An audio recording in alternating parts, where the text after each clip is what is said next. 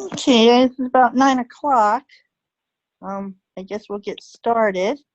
First of all, Kelsey or Kim, are you with us?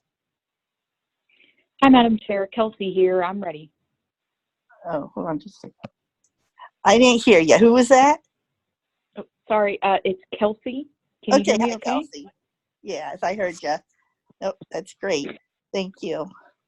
Okay, we'll get started with a roll call. I'm Annette Lutz, Chair and Toledo Rep. Tom Neal, are you here? Yes, Madam Chair. Okay. What about Scott Allen? Yes, good morning. Good morning. Oh, yeah, see, we're right on time. It's 9 o'clock. Good morning, Keith Seville. Oh, good morning, Keith. What about Doug Brusso?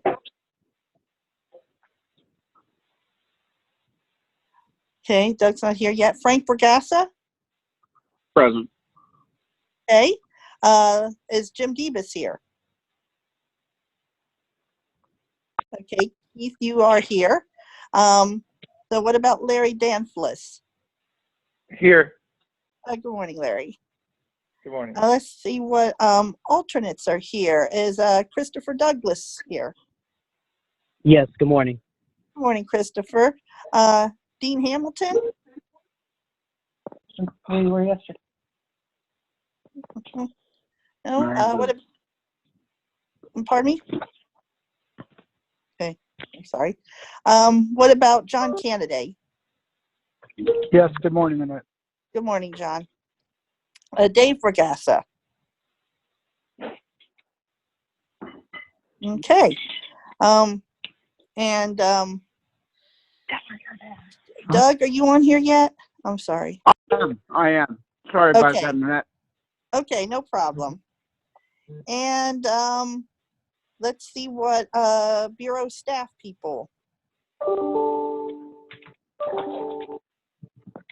Sally's here. I think we heard Sally and Amy.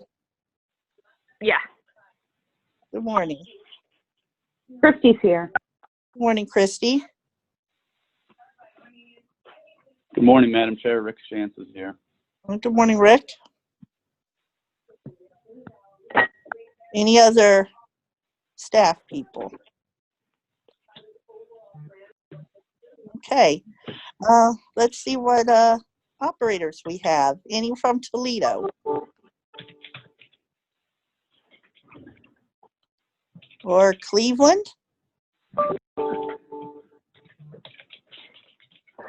Or Akron, Canton? Madam Chair, I'm pretty sure I just heard Dave Padgett a moment ago. I don't know why he didn't speak up, but Oh, okay. he's here. Maybe muted and had trouble unmuting. Thanks. Akron, Canton, anybody? What about Zanesville? Laura Cole. Morning, Laura. Dave Cunningham. Okay, good morning, Dave. Good morning. Anyone else from Zanesville? Okay, Columbus. Julie Russell. Chris Johnson. Morning, John Julie D. and Chris. John? Morning. Anybody else? Columbus. What about Dayton? Yes, Keith. Okay. We got you, Keith. And Cincinnati. Derek. Good morning, Derek. Morning. Anybody else from Cincinnati? Hey, are there any operators that think that you did not get recognized that we may have missed? Jim Cyrus, Toledo. Okay, good morning, Jim. Good morning. Wow. What about any other guests? Annette, Ethan Gregory with the Ohio Attorney General's office. Good morning, Ethan. Morning. Anybody else? Okay, before we get into the agenda, I have a couple of announcements to make. One, you noticed when I did the roll call for the Columbus area, I called on Doug Brusso. Doug is now serving as the rep. Jeff Toll did resign from the committee. So Doug is now the rep. We definitely thank Jeff for his service to the committee till now. So Doug, we're glad to have you. And I'm sure at Thank some you. point we'll be, excuse me, working to get the alternate position filled there in Okay. Columbus. The other thing I want to mention prior to getting started is I want to ask everybody to please, if you're not speaking or you're not about to speak, to keep your phone muted. Sometimes during our conversations over the last several meetings, there have been some expletives, thrown out there. And I'm sure, many of us say different things under our breath, but sometimes it's getting picked up in the meeting. And that's probably not a good thing to happen.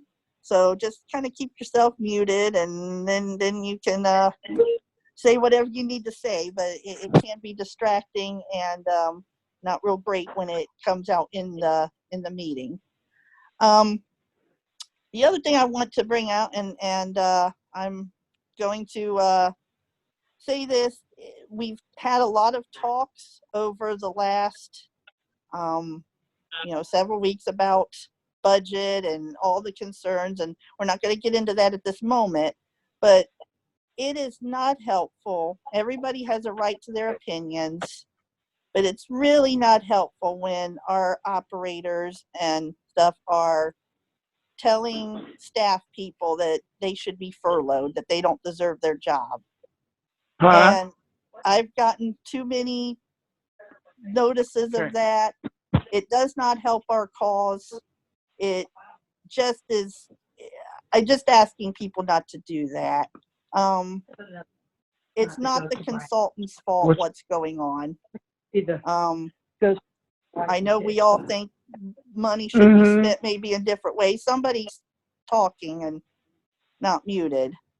Madam Chair, I think in the interest of keeping things orderly, I'm just going to go ahead and meet everyone so that we start out from a good place. Okay. And then we can go from there. Thanks, Tom. I apologize that you'll get interrupted, but That's okay. Thank you, baby.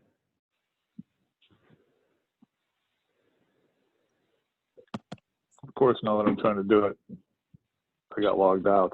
There we go. I got it. Okay. Oh, okay. I thought you were muting me. I was ready to unmute. Okay.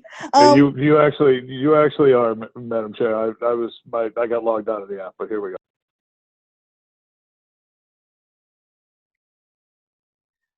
Okay, thanks, Tom. So that's just what I wanted to ask everybody. It just doesn't help matters. It really doesn't. To tell anybody, I hope everybody can understand this is hard times for all of us, especially our operators. We know that. But to tell other people that they don't deserve their jobs, it really doesn't help anything. So we appreciate that. Okay, the minutes are have been submitted. We actually have several of them. We have them from the last meeting, and we have some from various rules meetings that we would like to at least talk about or consider. So would anybody like to make any motions or discussion?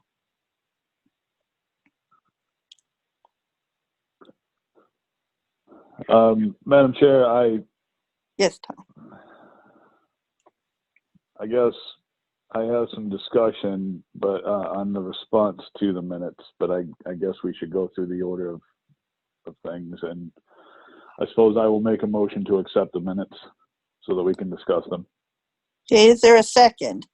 And this I will is all second. of the minutes? Okay, thank you, Scott. All all of them, Tom? The minutes from the last meeting in particular, The last Madam meeting, Chair. okay. Okay, Scott seconded that. Go ahead, Tom. I'm sorry, I thought you were waiting on me. I wasn't. I didn't really have anything. Oh, okay. I thought you had discussion. Okay. I have discussion on the Bureau response. I also have some discussion on minutes, and I don't know where is appropriate to insert this discussion, but I'd like to have us as a committee start working on maybe some guidelines for how our meetings are documented going forward, and I will have a draft of something to present to the committee at the next meeting that hopefully we can vote on and adopt as a new policy. That would be great. Yeah. And we'll discuss the recommendations here as soon as we're done with the minutes. And any more discussion on the minutes from the last meeting? Okay, committee members, you may be muted. If you would like to unmute and a moment to do that. All right. All in favor of accepting the minutes from the last meeting? Aye. Anybody else? All right. Can you repeat it? Can you repeat the motion? To accept the minutes from the last meeting. Aye. Okay. Anybody opposed? Yes, Madam Chair, I am. Okay. Meetings minutes do pass. All right, we have these ones from the rules. These minutes from the rules that have come out for various rules meetings that were distributed that we have not handled over the over the course of our, I won't call them special meetings, that's the wrong word, but the extra meetings we've had because of rule revision. The minutes from those we have not dealt with. So if anybody'd like to move or not.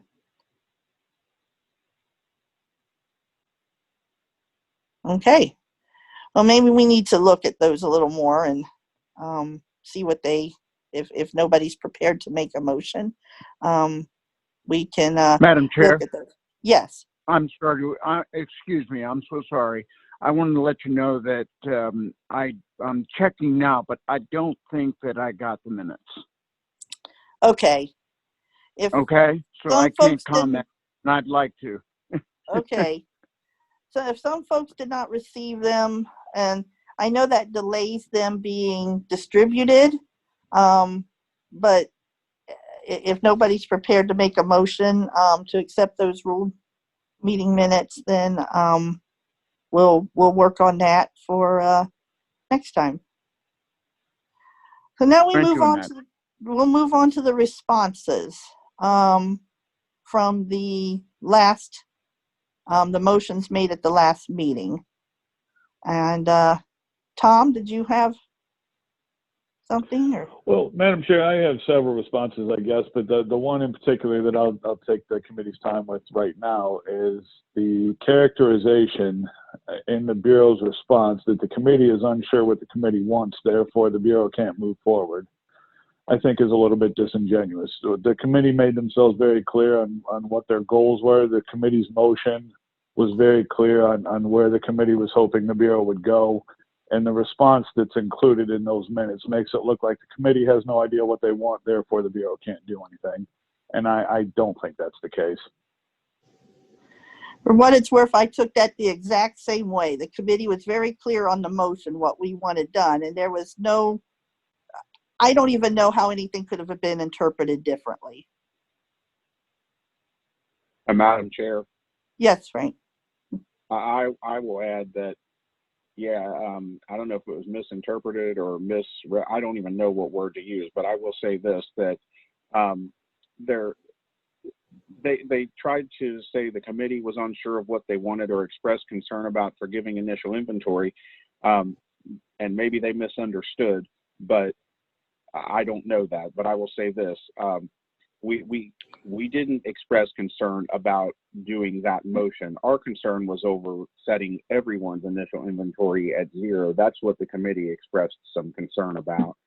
The other thing is this program can certainly do 2 things at one time, because the response also made it sound like there was no way in the world we could keep that extension till June 30th, and at the same time forgive the inventory lost due to the pandemic. And this program is capable of certainly doing both. The analogy I used was, it was almost like saying we can't chew gum and walk at the same time. And I know this program is capable of being able to accomplish both of those things. So yeah, that response it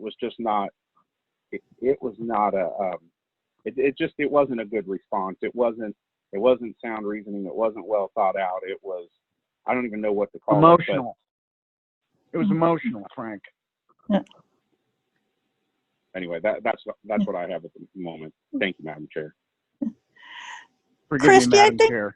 that's okay. I think we need some clarification then on the motion, because we are confused as to why the motion was denied, and where the confusion comes in as to what the committee was asking for.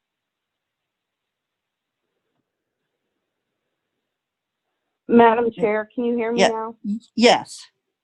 So again, to be perfectly, I mean, I'm new leaf here, transparent, even if it upsets people.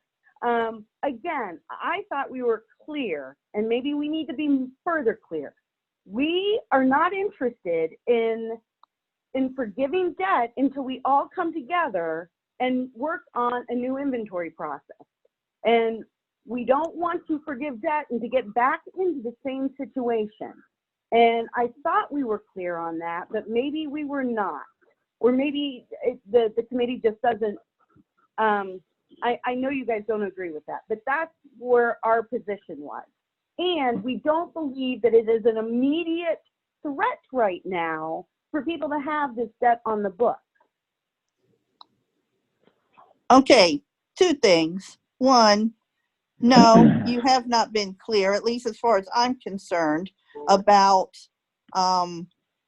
that we had to do the rules before any inventory could be cleared. We thought that was tied to the completely zeroing out of all initial inventory. The motion was just to help those who had sustained losses. So no, you did not make that clear, that you would not. I'm glad you did now. Don't agree with it, but I'm glad you made yourself abundantly clear that you are not willing to forgive 1 dime of a lost inventory unless we agree to that plan of changing how we do initial inventories. Is that correct? So, Madam Chair, I still think we can talk about it, but there's a lot of questions of, you know, who determines lost inventory? What are we talking about? Is it, there's a lot of processes involved with that. And then what happens if we then go and wipe it out later? And I mean, there's a lot of moving parts, and I think we can have further conversation. I don't know. There's the logistics that I have some questions about. Madam Chair, Go ahead, Tom. this committee was told that the finance department said that was bad debt, we could forgive it. Then the committee was told that we're willing to do that if you guys agree to these rules. That to me is kind of a carrot and stick approach. We'll give you what you need if you give us what we want. And this committee should not be dictated to like that. If you can do something to help operators, you should do something to help operators, whether you're a committee member or a Bureau staff member. I don't like that you do this and we'll do that. If you don't do this, we won't do that. That's not how this stuff is supposed to work. Also, these inventory changes that are being discussed are coming in extremely late in the rules process. These rules, as the Bureau has reminded us many times, have been gone over 3, 4, and 5 passes. Now they want to put in an entirely new section about how we deal with something that hasn't had the same review. The committee has repeatedly stated their objections to that and asked for a more measured approach. The committee has expressed their willingness to adopt some of these changes that the Bureau is requesting going forward. But the committee has asked that we not tie the two things together because those changes can't be implemented fast enough to help the people in need right now. And the committee has just yet again been told, if you don't help us, we're not helping you. And Madam Chair, that's not a good working relationship. That's not how rules packages are supposed to be designed. And that's not how this committee and the Bureau of Services for the Visually Impaired are supposed to interact. Madam Chair, Yes. take COVID out of it. Take COVID out of it. Our inventory problem, it's a problem. It might not be a problem that you guys can see, but it's been a problem. The program loses money. Your program loses money every single year on debt that never is paid back, ever. And we've got an inventory, like it was $67,000 prior to this year. And every single transition, there is an issue where the incoming person doesn't want it, the outgoing wants credit, and the program is expected to eat it. So whether it's bad debt, it's bad debt when it's on paper, but it's not bad debt when it's with you guys. And that's not right either. We need to come to a collective understanding of how to deal with inventory. And we Madam said Chair. we would. We did say the committee is on record as agreeing to talk about that. We all understood and agreed that that could not happen over your guys' dictated timeline for the rules. So we decided to table that discussion for now and talk about the inventory problem as a program-wide, like you said, take COVID out of it, as a program-wide concern. Where we are legitimately concerned right now today is helping our operators who have sustained losses. And to say that the program's willing to throw away $700,000 worth of debt to keep us from throwing away smaller amounts in the future doesn't make any sense. And I don't believe our operators who are hurting right now, their livelihoods and their notion of what inventory they have out there should be held ransom over some idea of changing the rules down the road. Madam Chair. Yes. There's two more things that need to be clarified here, I think. And one of them is that we've been discussing this rules package for several years now. This discussion of changing how inventory is done has come up in the last 2 months.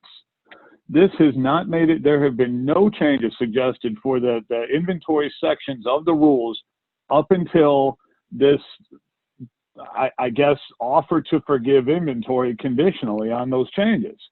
So if this was such a big problem and this was such a major thing we needed to address, this should have been discussed from the beginning of the discussions of the rules package. So to say that this is absolutely imperative and we need to solve it now, it seems a little disingenuous when it didn't seem that imperative before because nobody mentioned it. It just seems like now we're being told if you want help, you got to give a little, which I don't have a problem with changing the way inventories are done. That's not my issue. My issue is right now we have people who want to leave facilities. They have large debts that if they leave the facilities, they will not have any income. They will not be able to repay those debts. So they're forced to stay under their BOA until some determination is made about this inventory stuff. And that's putting people's lives on hold. It's preventing people from being able to bid out of their current facility in the new facilities. I understand that the Bureau has a moratorium on collecting these debts until June of this year, but if a person gives up their facility, whether that debt's due in March or July is irrelevant because their source of income is gone. Furthermore, Madam Chair, the discussion of I'll stop and I'll gather my thoughts, but it's just, I'm done. Madam Chair, can I go ahead, one Christy. more thing too? We sent out information. That new PPP loan which is it's forgiveness, will cover lost product. Why isn't everyone looking at that as an option that doesn't affect program dollars, where it will forgive lost product in this new PPP information that was sent out? And we're not saying operators aren't looking at that. And if they are and they can get it, that's great. Not everybody will qualify. And we don't know how much they'll get. So you know, that's not a cure-all for the problem that's on the table. Madam Chair, Yes, Sal. this is Sally. I'm going to ask everyone to just take a deep breath. I know this is, you know, everyone's getting emotional about this, and I understand. What I am going to say, this is not set in stone, but it is something we learned from RSA this week, is that if we are forgiving debt or aiding in these losses, it could affect the money that is coming from the $20 million process, where the operators could potentially get the $11,000 each.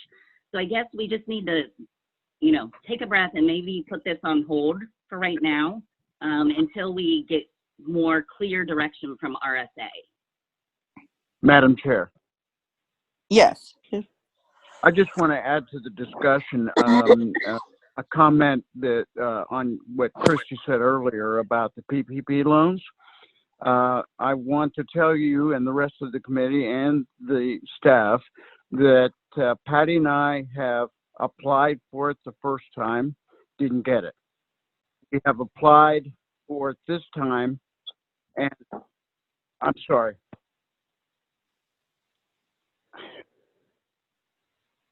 Patty, I want to call in. This is ridiculous.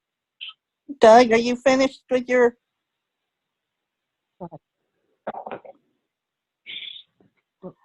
Okay. Are we there? Yes, you're here, Doug. I'm sorry. Let me see it. Okay, Doug's gonna have to call on the landline, guys. His phone's crazy. Okay, just call back, Doug. What do you want? What do you want to Madam say? Chair. Yes, Is Tom. limited to. The thought I couldn't get out of my mouth before because I was so worked up at the moment was we were told by the BSBI director that it's perfectly fine to not address this stuff right now. These rules packages can be worked on. This section of the rules can be worked on later. And that was at I believe that was the December 18th meeting. Or maybe it was the December 29th meeting. No, it's not. And now we're being told that until we work on that, we can't do anything with the inventories. And that's where my frustration comes in. It's the committee's not saying we're not interested in working on this. We see that there's a problem with inventories. I've said it many times. We waste a lot of money in these inventories. But to say that we're not going to help the people who need help until we fix the inventory thing, when this is a very late addition to our rules package, I think is frustrating to a lot of people. And it's damaging to our relationship.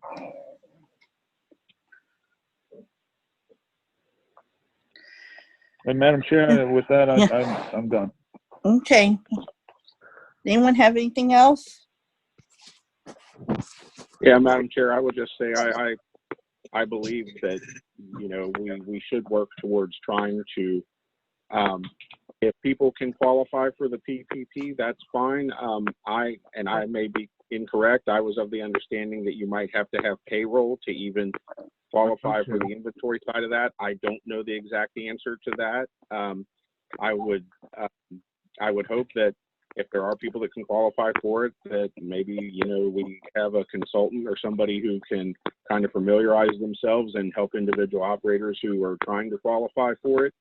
But not everybody's going to qualify for it. That was the point, and that was the point of this motion that was made, was to try and get this issue resolved so that it would be resolved, doesn't cost the program any money on the front end at all, and can help an operator maybe be in be in a position to move to another facility or to, you know, seek another opportunity or something along those lines to, you know, to be able to earn a living, whether hopefully it's within the business enterprise program. In some cases it may not be, I don't know, but I'm going to reiterate, I think we should, as a committee and as a program, try really hard to do the right thing here and get the help to the people who need it, and the sooner the better. Thank you. Does anyone have anything else? Okay, anyone have anything else with the recommendations? Madam Chair, Yes, Doug.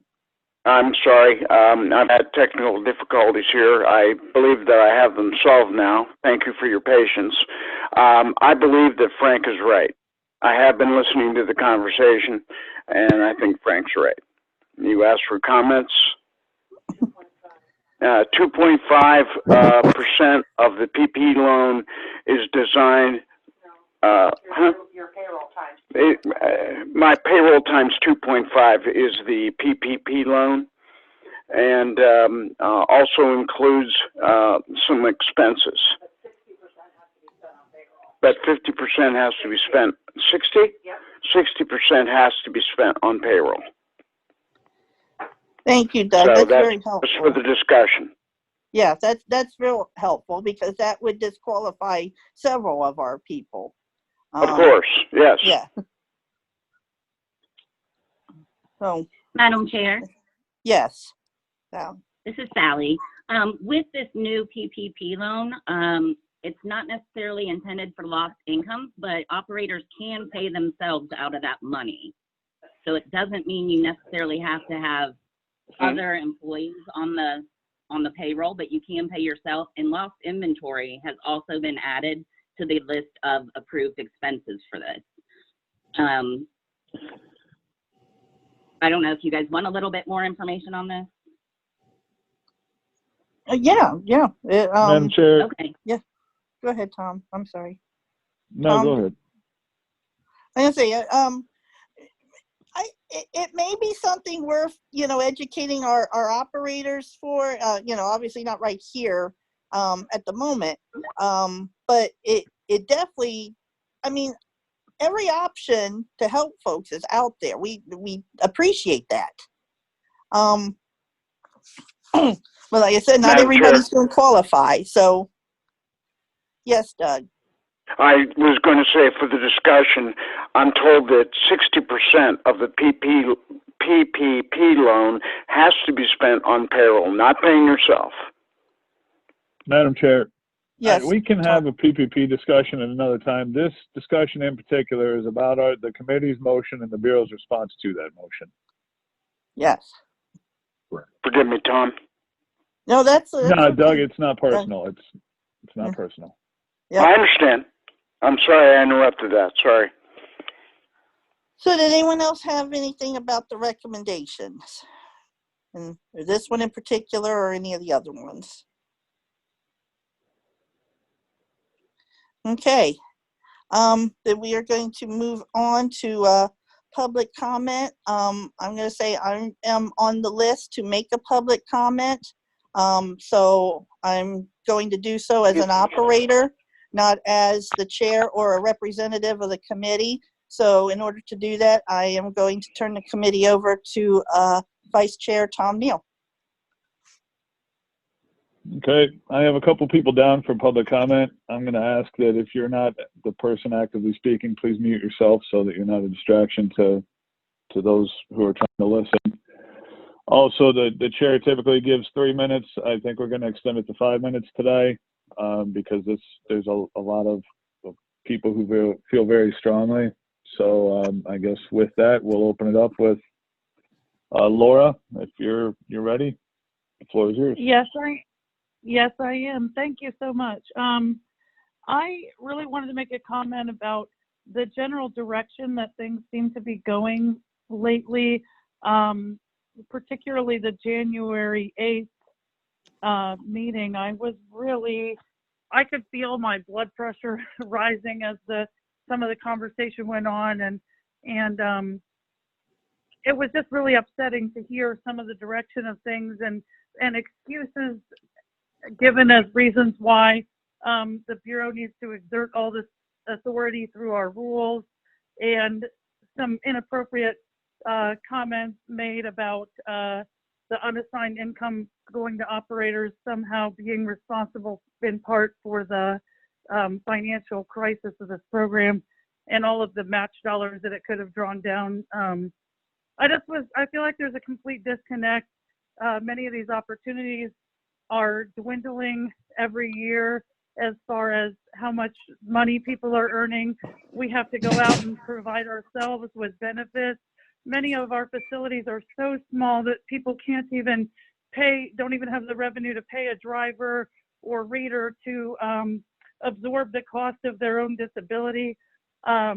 This program is just headed in a direction where it's moving away from the premise that it was created to assist in providing remunerative employment opportunities to the blind, and more towards a very bureaucratic system with declining revenue and declining opportunities. And, you know, I do wish to leave my facility to inventory out. The PPP loan, for a variety of reasons, wasn't the right option for me. I did talk to my CPA about it, and it wasn't advisable for me. So, you know, I mean, I'm trying to figure out some things, and certainly, you know, I look forward to stuff being addressed so that I can resign. I've started to look outside of the business enterprise program for employment opportunities, etc. But just the way that we write these contracts and the way we write these agreements are so egregiously wrong. In the case of the facility where I was at, essentially a private company was treated as a priority food service provider alongside of another operator having most of the vending in the building, leaving me to sell products that were very low profit margin with high waste of products. So even though there's a lot of sales, when you're not generating any positive revenue selling tobacco products and fresh sandwiches that are very perishable, it's a problem. And, you know, when I would find solutions to those problems, the Bureau would create roadblocks instead of assisting. And this went on for years. And now I came in contact with documentation yesterday that essentially now they're claiming that because I've taken legal action on my own, that's the reason why this permit has never been adjusted. And it's ridiculous. I waited 6.5 years to give up on the fact that the program doesn't want to work with me to improve my opportunity, but rather wants to work as a roadblock against me. And I would like to see this program take a whole different turn to where it's, you know, truly the goal of everyone to have the most benefit to everyone. Thank you.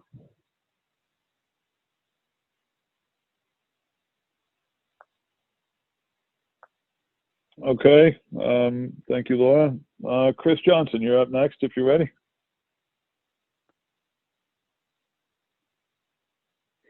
If you're muted, you got to do *6 to unmute yourself.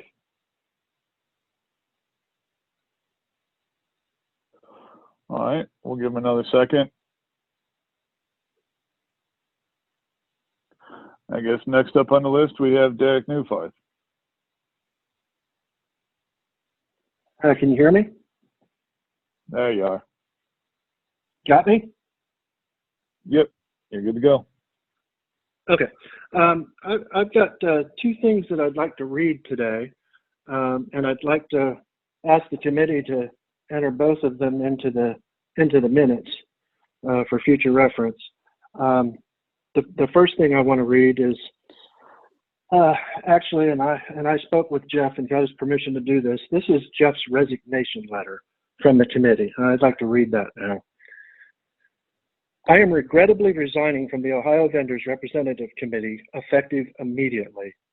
While all the reasons for my resignation are not really of any concern to anyone in particular, I will say that over the past few meetings with BSVI, DE, and OVRC, as well as the 119 hearing I have been observing today, it has been made clear to me that this committee's purpose is no longer to help guide this program, It is simply here for compliance purposes only. Active participation has never meant just having a discussion or conversation. It has in the past meant having a relationship between BE and OVRC that fosters cooperation, trust, and an understanding of each other's points of view on program issues. I'm not sure that is even possible at this point as it relates to many different program issues.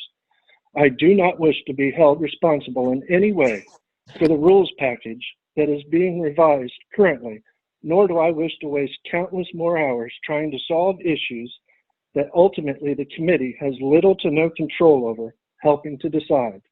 I greatly appreciate my opportunity in the Business Enterprise Program, and I will continue to do my best to represent this program the way I always have. But for the time being, I think it is best for me to not participate in any activities that involve the relationship between the Ohio Vendors Representative Committee and the Business Enterprise Program Administration. With great respect, Jeffrey Toll. And I just want to say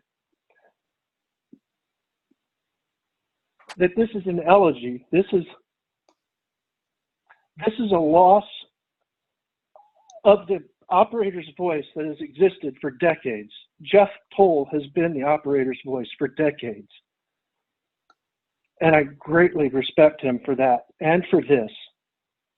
If I were given the opportunity ever to say who should be the 7 people on this representative committee, 3 of them would be Jeff Toll. And I really hope you're listening to what he just said. And I hope these final words of his ring in your ears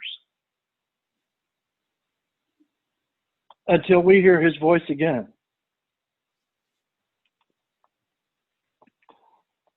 Here's another document I'd like to read.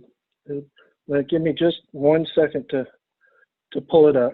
Take it. I was actually going to have that Jeff stuff read in, so that's not going to count against you. Take your time.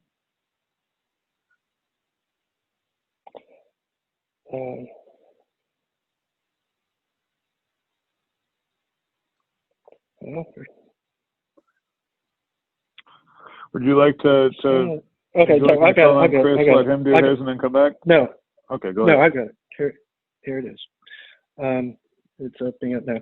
Okay, this is a document that was sent to the committee and the Bureau from RSA. It's a technical assistance circular, and the subject of it is active participation of elected committees of blind vendors with state licensing agencies and the Randolph-Shepard vending facility program. And it's a long document. I won't read it all. It would take 8 or 10 minutes to do so. But I would like it entered into the minutes so that everybody has an opportunity to see it. I will read the very last paragraph of the entire document, and it reads as follows.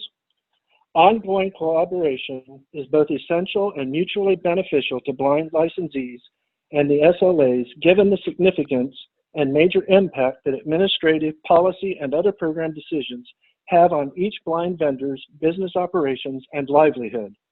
RSA encourages the SLAs and the elected committee of blind vendors to define the scope of active participation broadly, as the state's program should operate in an atmosphere that fosters meaningful involvement by the licensee's representative body, the elected committee of blind vendors.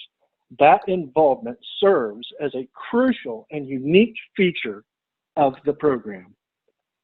I hope you're hearing that as well. And I hope it rings in your ears for as long as you participate in this program with us. Thank you.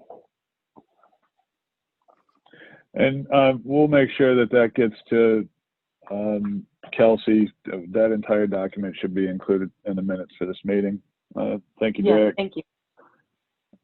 Chris, are you available? You still like to make your comment? Yes, I am, and I apologize.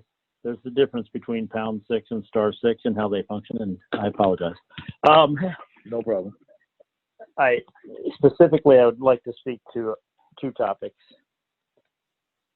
First of all, regarding the deliberations about inventory, I just want to state that I believe that it is irresponsible to forgive initial inventories beyond the actual loss of the operators who have obligations to the Business Enterprise Program under the current rules.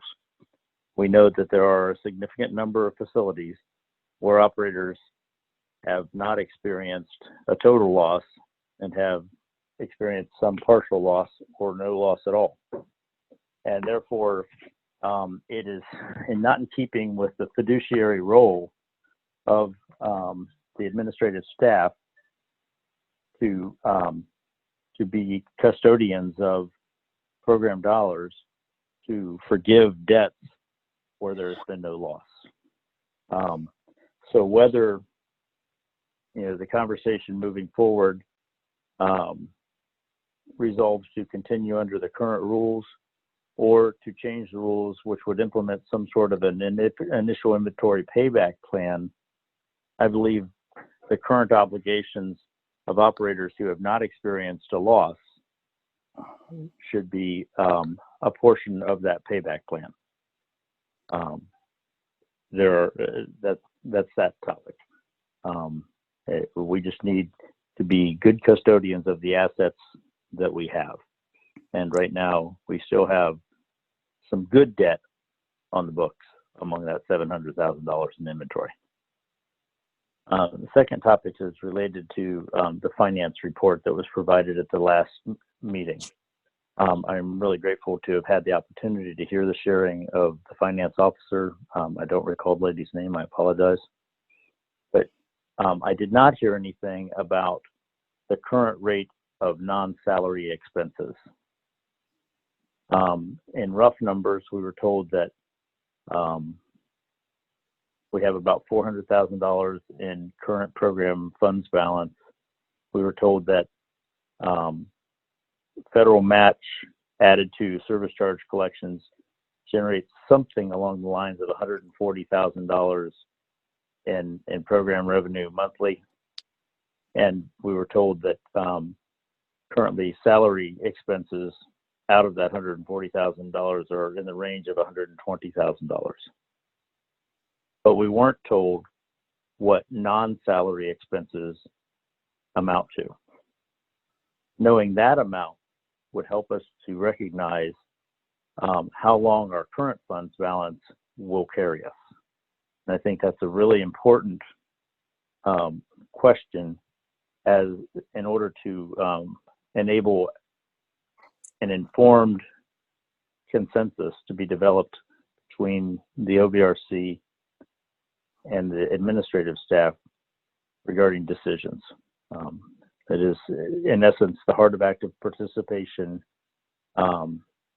involves accurate information sharing. But thank you for the opportunity to share these thoughts with you, and I pass.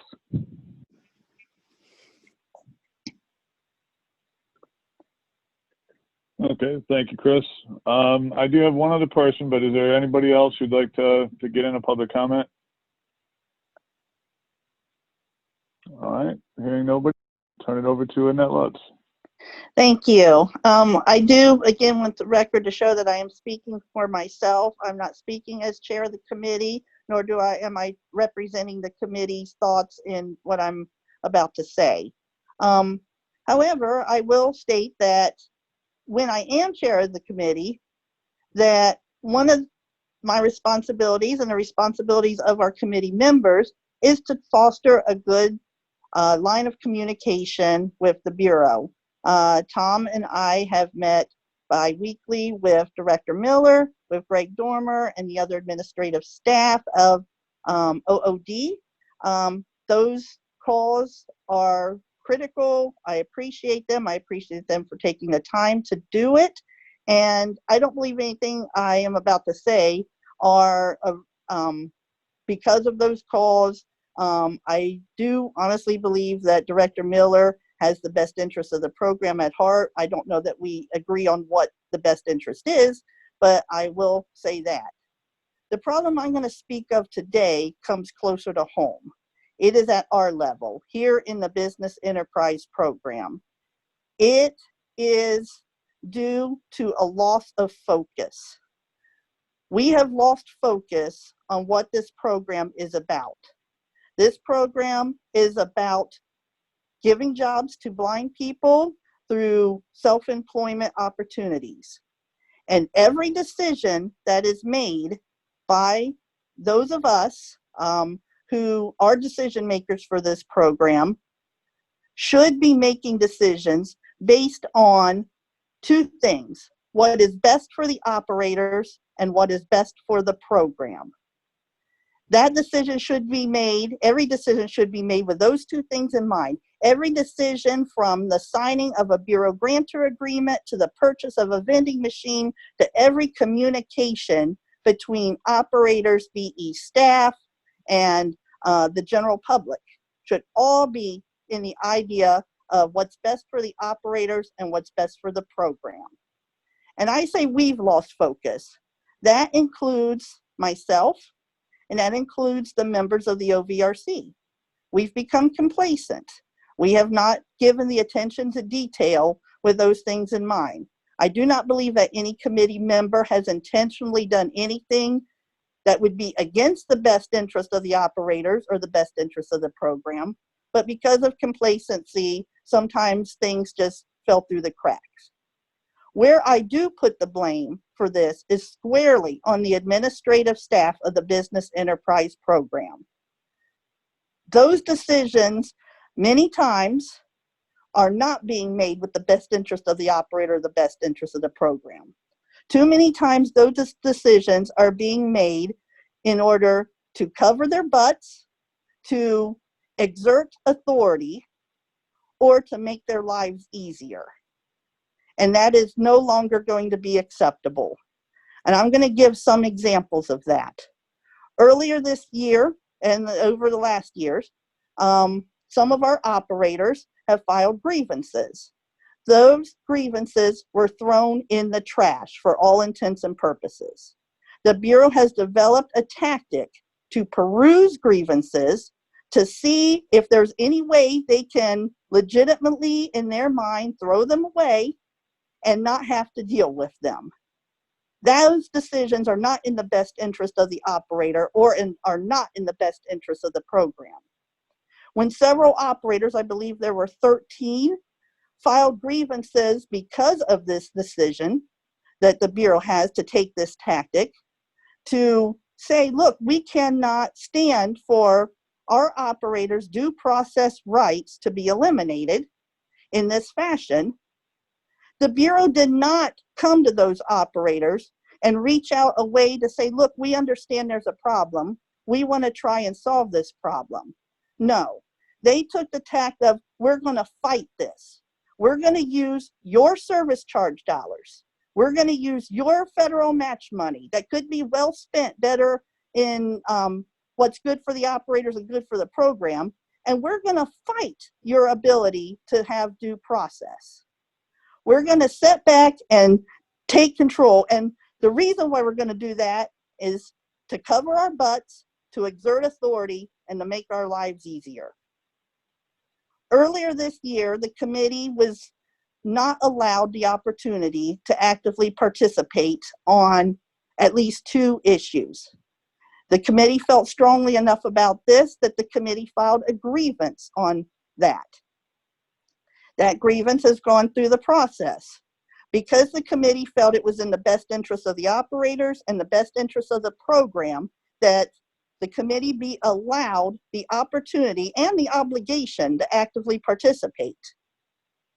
Instead of coming to the committee when this grievance was filed, the Bureau did not work with the committee. The Bureau said, we'll take your grievance and we'll fight you on it. And we'll do that not because it's in the best interest of the operators, not because it's in the best interest of the program, but because we want to cover our butts, exert authority, and make our lives easier.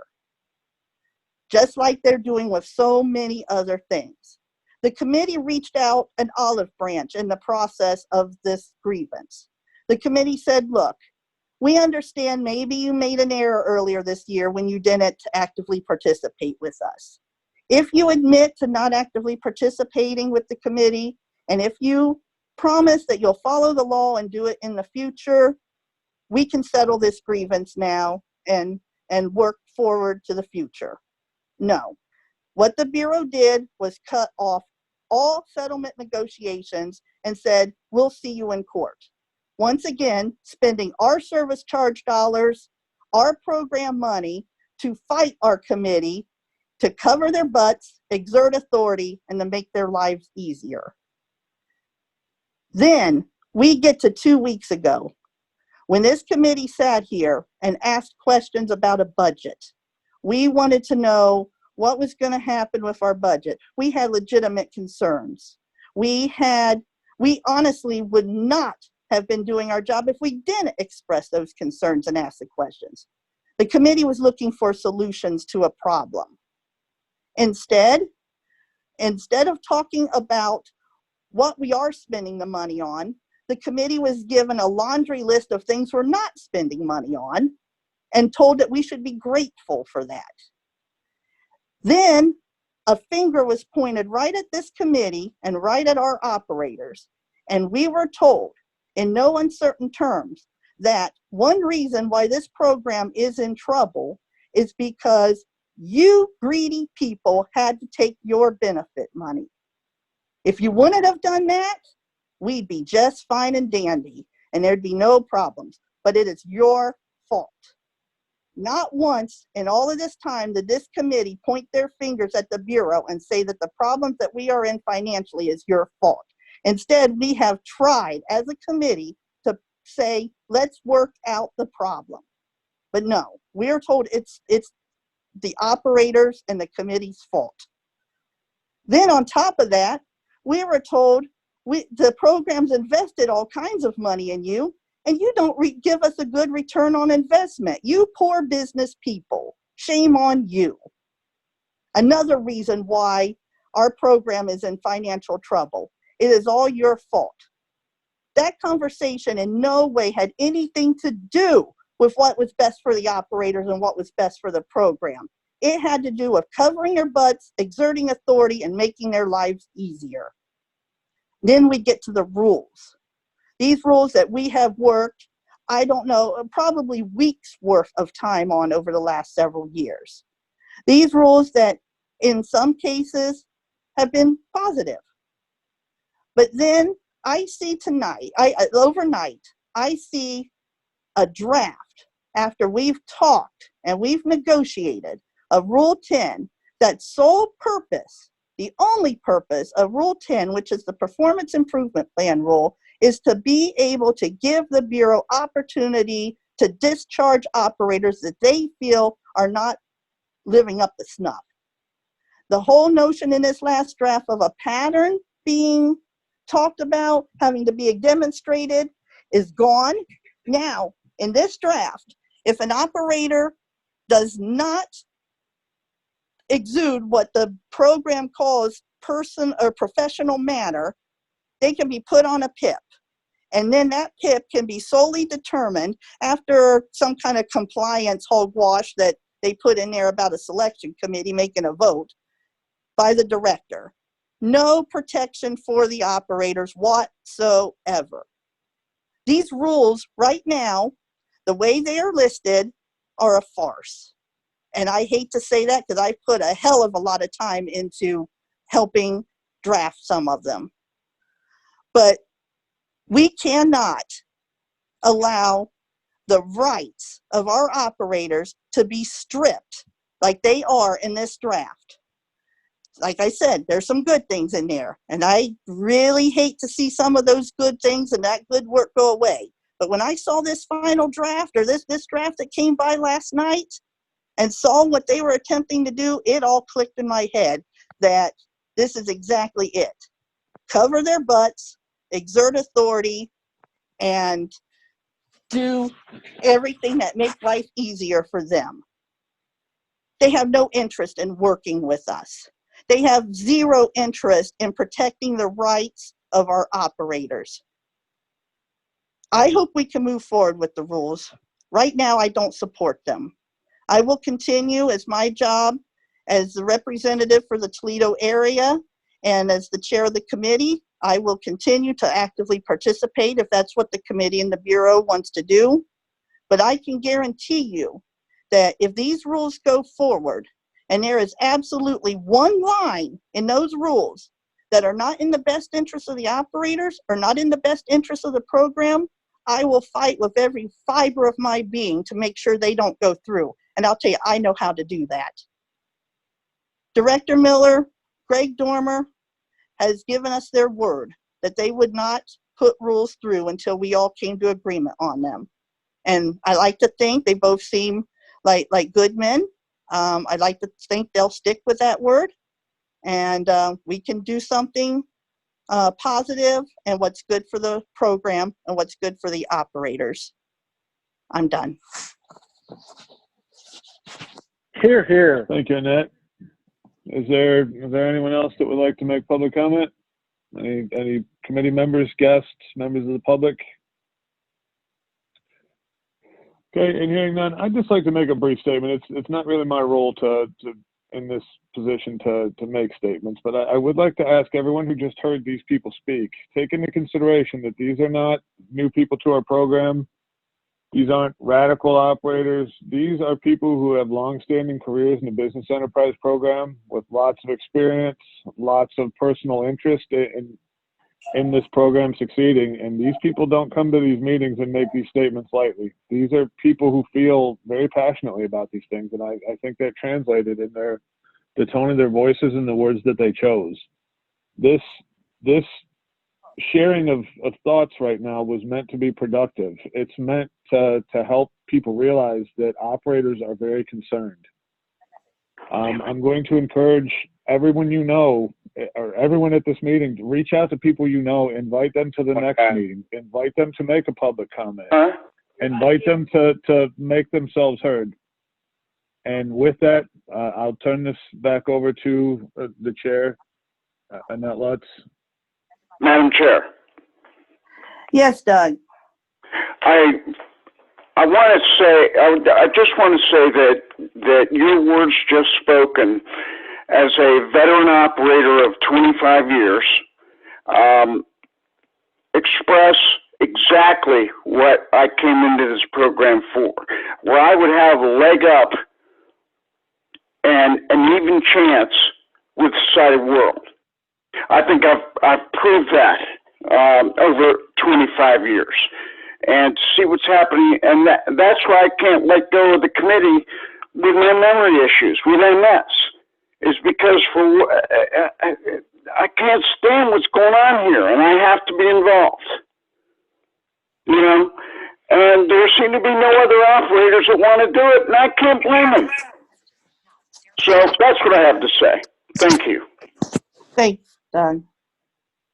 Okay, we're going to move on with the agenda.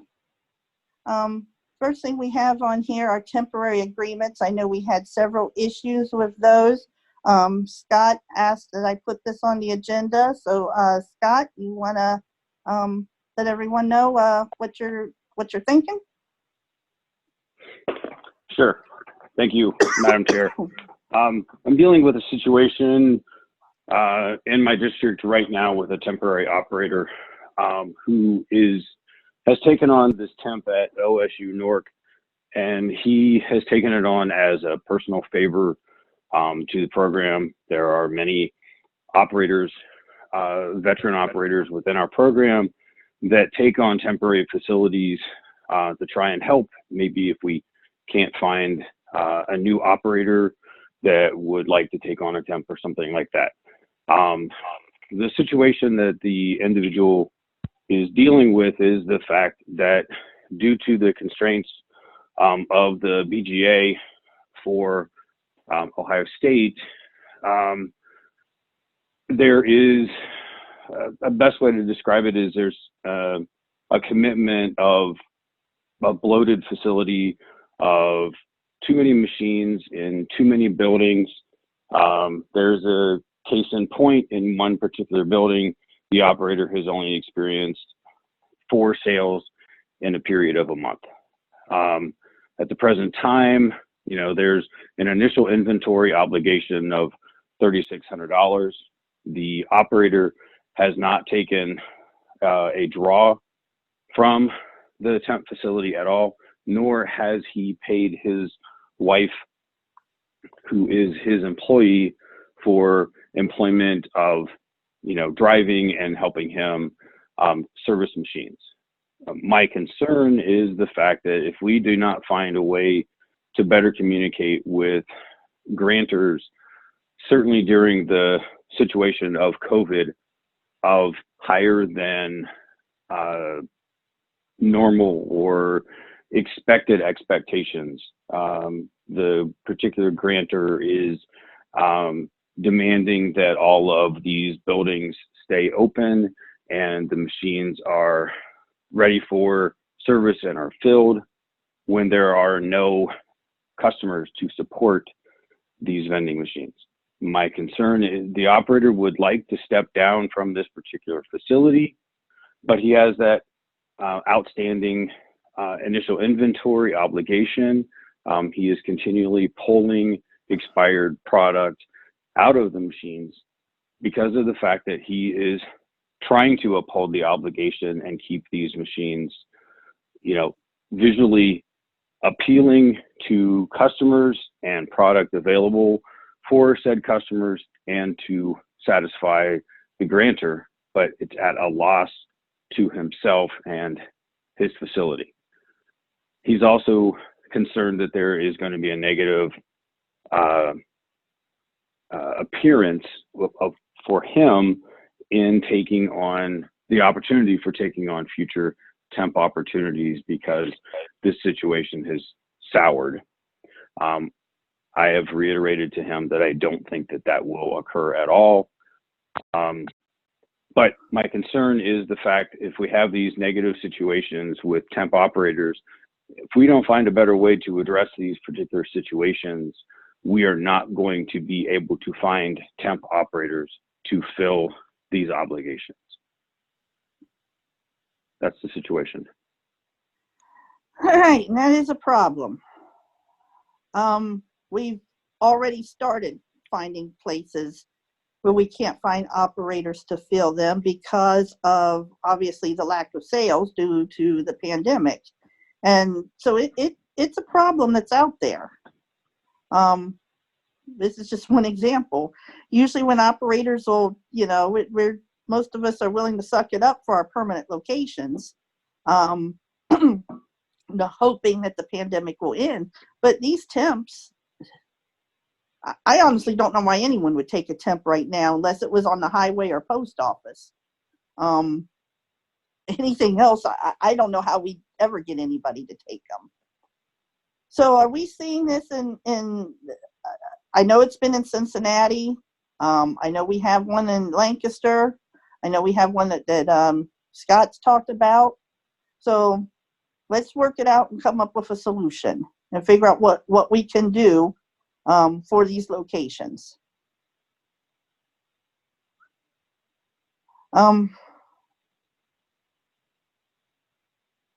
Bureau folks, what are your guys' thoughts?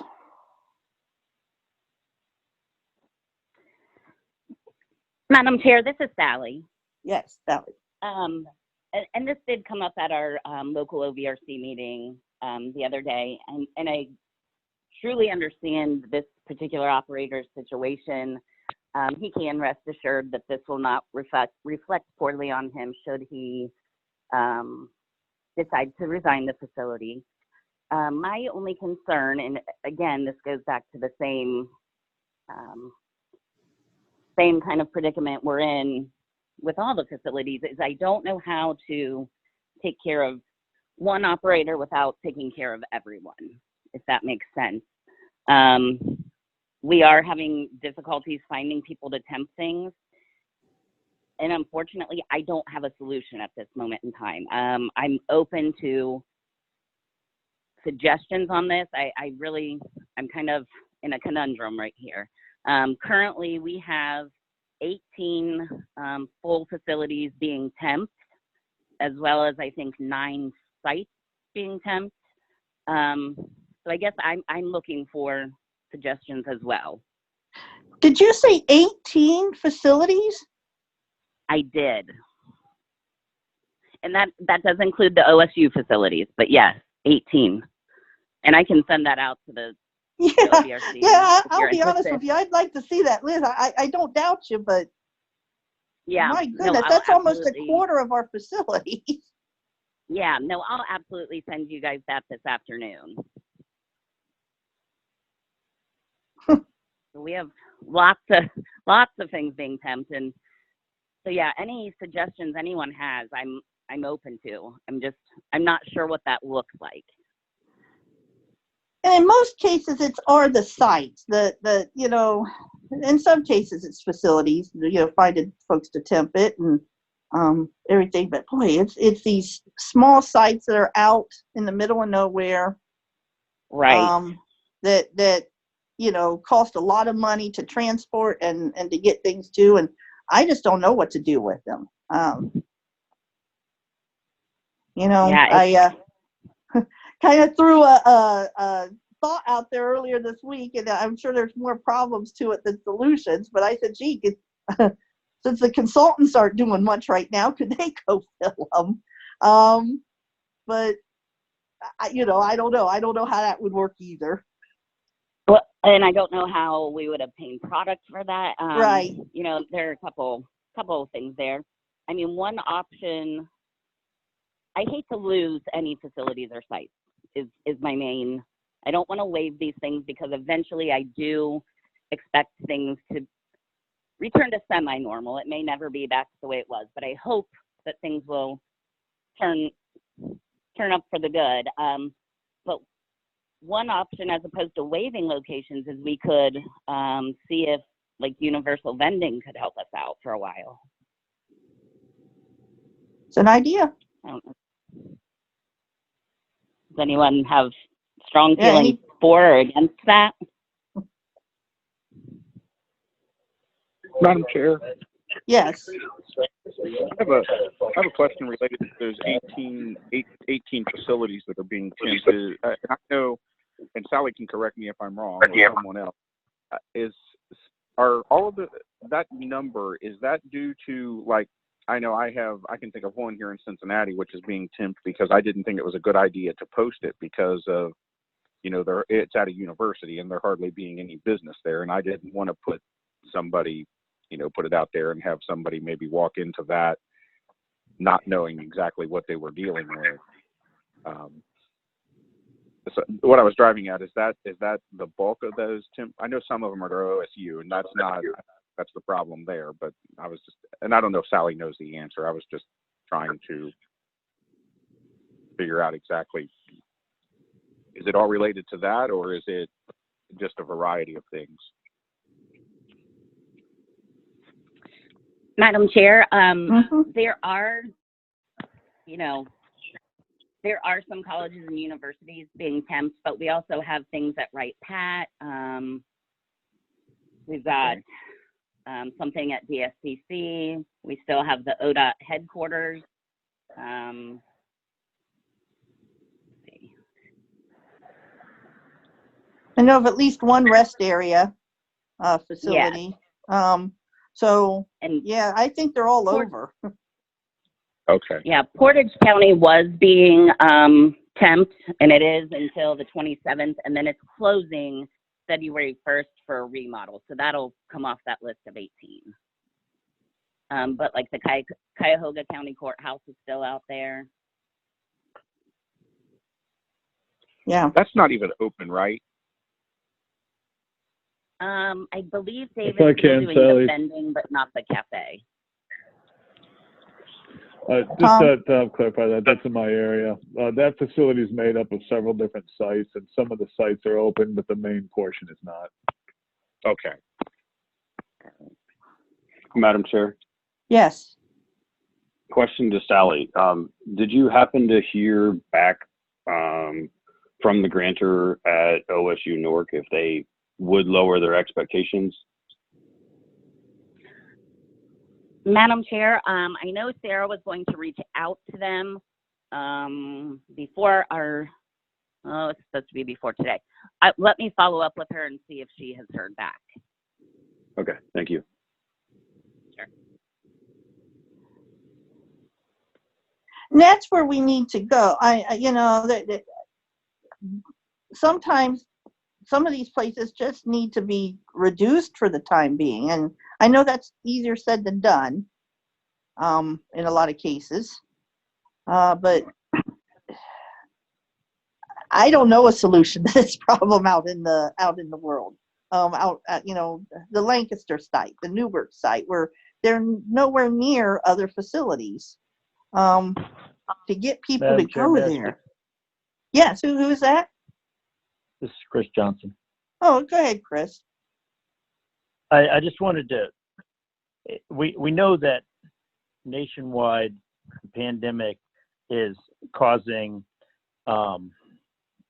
every business, you know, most notably mortgage lenders, to have to scale back their expectations regarding contractual agreements, you know, the mortgage moratorium.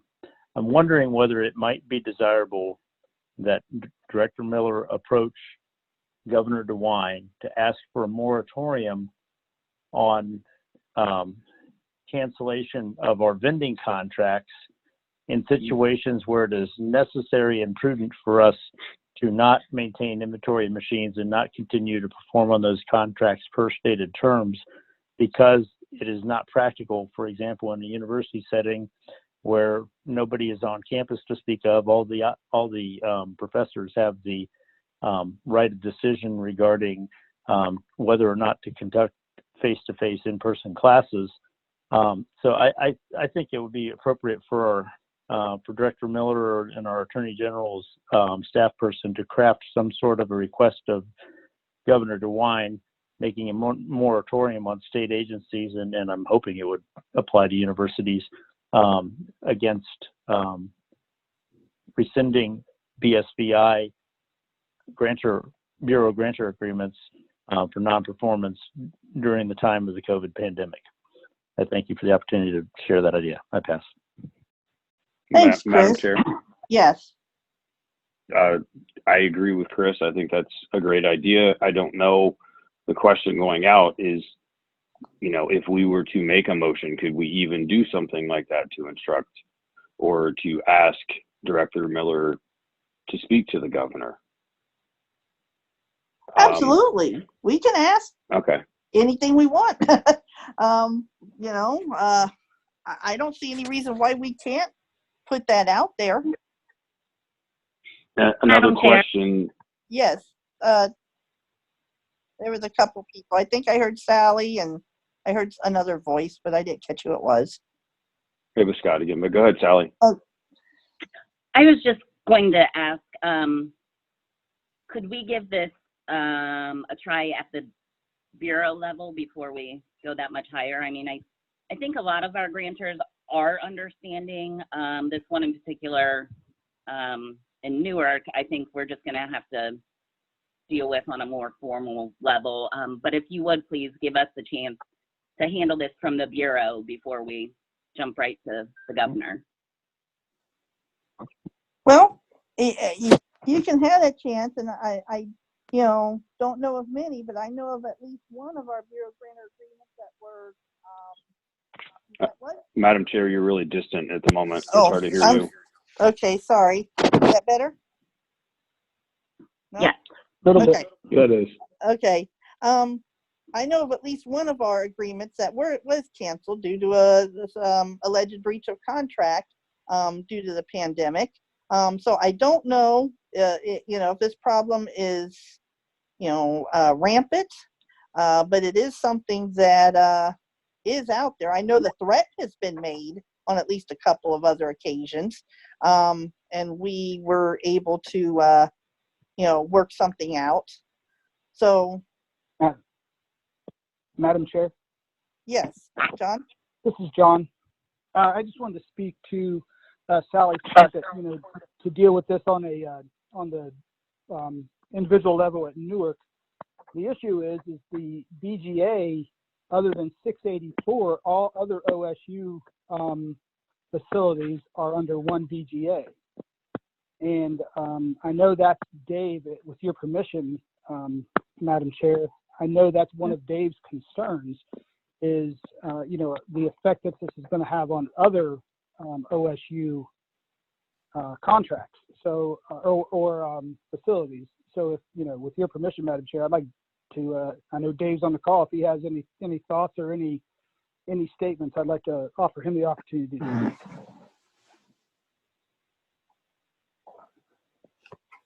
I'm probably muted, and he may not, he may not wish to, but I know that's been one of his concerns, is the effect on other OSU buildings. We absolutely appreciate that. Whether he would like to speak or not, we do appreciate the concern about affecting the entire BGA. Madam Chair, Yes, Doug. I didn't hear most of what John had to say breaking up. I didn't hear what you had to say. You're breaking up. I think this is too important to try to interpret the breakups. Can we do something about that? I don't know if we can do anything about it. I understand. We can try. But yeah. Basically, we were talking about the Newark OSU campus and the Right. concern that if we made them mad there, that it could harm the entire Bureau grantor agreement for Ohio State, less Don Essman's facility. Right. I heard part of that last part. Thanks for making it clear for me. But while I have the attention of the committee, is there, I lost my thought in that. I apologize. I'm done. That's okay, Doug. So if people don't have a motion or a thought behind it, we can, or any more discussion on it, we can see what Sally can accomplish with her staff. And okay. Madam Chair, yes. going along with this scenario, I would like to know if we can add a clause in future BGAs. There's a lot of protection in BGAs for the grantor themselves for various topics. But I would like to know if there's any way that we can add a clause to the future BGAs that is a protection to the operators in the result of a catastrophic, whether it be natural disaster or pandemic or something like that. Because it would be really good if we could have that sort of protection for the operators moving forward, that it would not be grounds for a breach of a BGA in the future. Yeah, this is Matt. Rick, that's a good suggestion. We could look at incorporating language like that in the force majeure clause of contracts. That performance may be excused based on, natural disasters, acts of God. We could also put in there possibly something about pandemics as well. That would require a little bit more research, but that's something we could definitely look into. So I appreciate your comment. Thanks. Thanks, Rick. Anybody else? Madam Chair, before you move on. Yes. I would like us as a committee to, when we make these things, just for the purposes of being orderly and showing our work product from these meetings, that we start trying to craft these into motions. So I think that we should, if the committee's on board with this, I think the committee should make a motion that the Bureau reach out and try to, and I'm not sure that I understood all of the goals of what Sally was trying to do, but if someone could craft that into a motion as a recommendation to the Bureau, I think that would be helpful for us as a committee.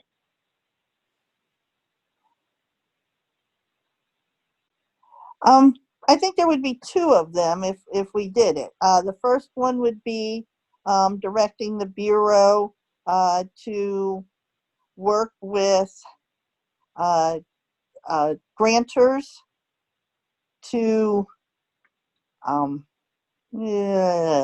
work with grantors to Madam Chair, yes. Maybe I can help you with that one if you'd like. Thank you.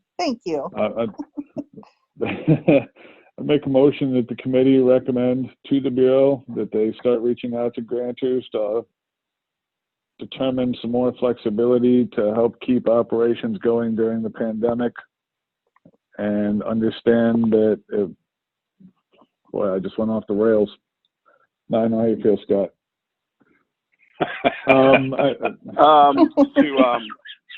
To understand, limited, there will be, let's try and fix this language, guys. I'm trying to. Well, no, I didn't finish the language. I think it should be that the Bureau reach out to grantors to lower service expectations during the pandemic and prevent grantors. See, what I'm trying to get at is I don't want grantors to automatically say we're in breach of contract. If we reach out to them and try to work out some temporary terms for those contracts, that would be helpful. Now, if somebody can put all that into a motion, I'm more than willing to support it. Well, I think you just did, Tom. It's sloppy, though. I'd like it to be a little cleaner than that. Yeah, we need to fix it some. Reach out to grantors and lower expectations for service. For service, right. During the pandemic. Correct. And to negotiate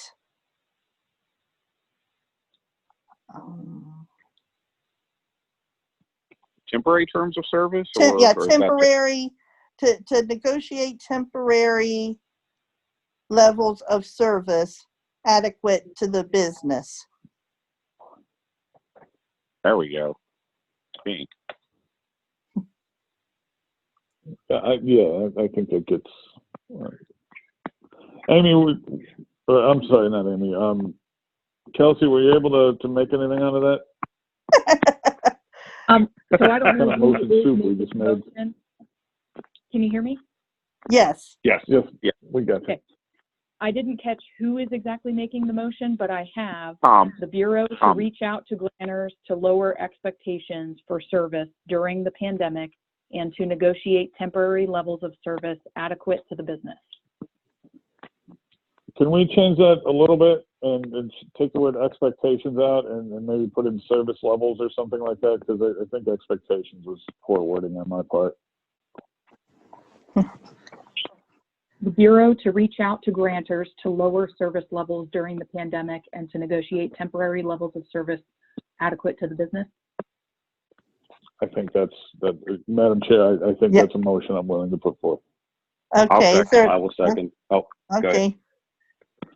Madam Frank, Chair. yes, who was that? Chris. Okay. Just, I appreciate you Madam allowing. Before Mr. Johnson moves forward, I think we need to clear up that Frank got the second on that one. Yes. Frank got in a little quicker than Scott. Scott, be quicker next time. There you go. So go ahead, Chris. I would suggest, for the purpose of keeping things positive, that perhaps we not use the phrase lower expectations, but rather adjust performance standards to levels reasonable for traffic and business volume. We made that change. Currently available. Yeah, we took expectations out. Yeah, but the lower standards is still not language that our grantors are going to find. It doesn't say lower standards. It says lower service levels during the pandemic. Okay, I misunderstood then. Thanks, Chris. No, I understand said it where you wrong were the going. first time, so you understood fine. I just made a poor motion the first draft. Yeah. Is there any other discussion? Okay, we'll go to the vote. Tom? Yes. Frank? Yes. Scott? Yes. Doug?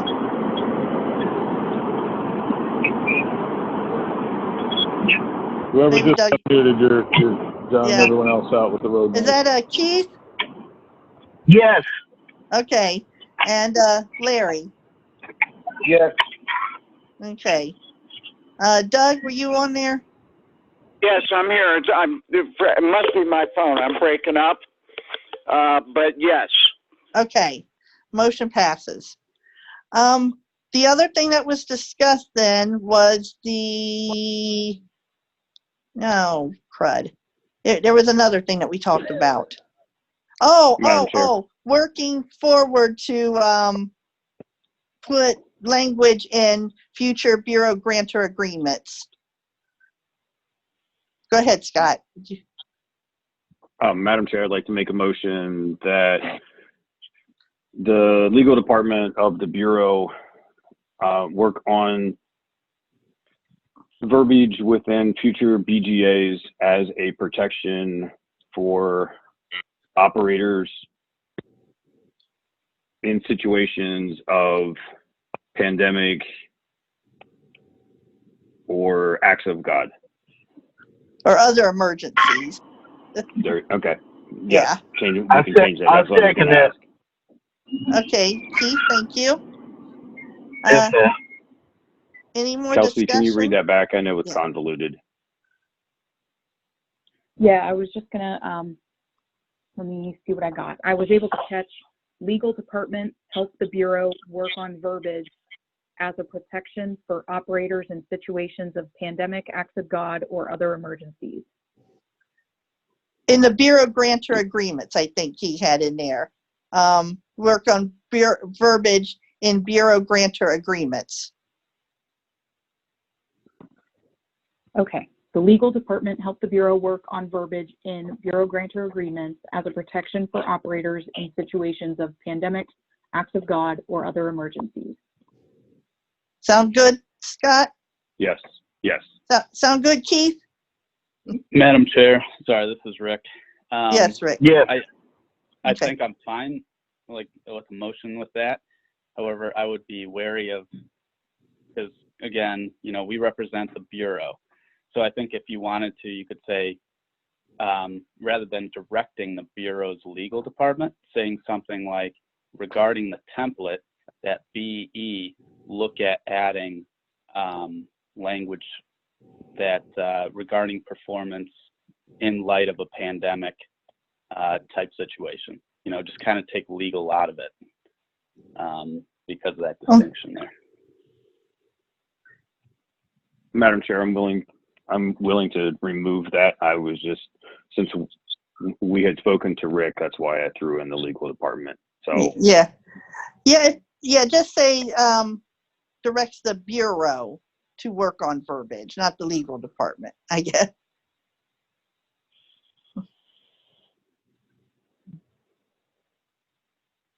I always have get- thoughts on how other people's motions could be made, but I never know how to make my own. Yeah, I know. It's hard. It is hard. Kelsey, did you get that change? Yes, Madam Chair, I have direct the Bureau to work on verbiage in BGAs as a protection for operators in situations of pandemics, acts of God, or other emergencies. Okay. Scott, you're good? yes, good. Keith, are you good? Yes. Okay. Any more discussion on the motion? Yes, Madam Chair, if I may. Okay.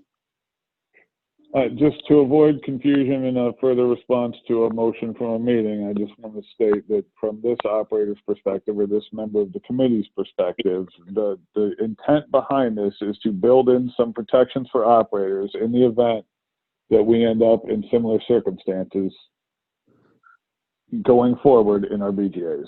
That's it. It's not we're not trying to dictate what a BGA says or a BGA says. We're not trying to tell the Bureau how to negotiate them. We're just asking that we build in some protections for this unique circumstance that we're living in now that we probably haven't seen the last of. Okay. Any other discussion? All right, let's do the vote. Scott? Yes. Keith? Yes. Larry? Yes. Tom? Yes. Frank? Yes. Doug? Yes. All right, motion passes. Is there anything else on temporary agreements? Okay. Next item of business is the seniority list. Madam Christie? Chair, Yes. Madam Chair, this is Greg. Good morning, everybody. Oh, good morning, Greg. So, sorry I'm late, and I'm going to jump in for a few minutes, and then I have to jump back out. But I just wanted to let everybody know, I've been meeting with Director Miller and the staff and talking about, the concerns that you guys have raised, specifically around the budget issues. So I don't have a full plan or I can't answer any questions today, but I wanted to let you know that we're going to next week talk to Tom and Annette and let you know what our plan is to reduce the amount of service charge that is going to pay for BE staff salaries. I don't know what that'll look like yet, for how long, if it's in perpetuity, but I have an agreement from the director to figure out how we reduce that cost. And so I have to work with obviously our budget office and get final approval from the director and Eric. But I should have some news next week on what that'll look like and what we're going to do. Well, that is absolutely wonderful news, and we will look forward to working with you on that. Scott?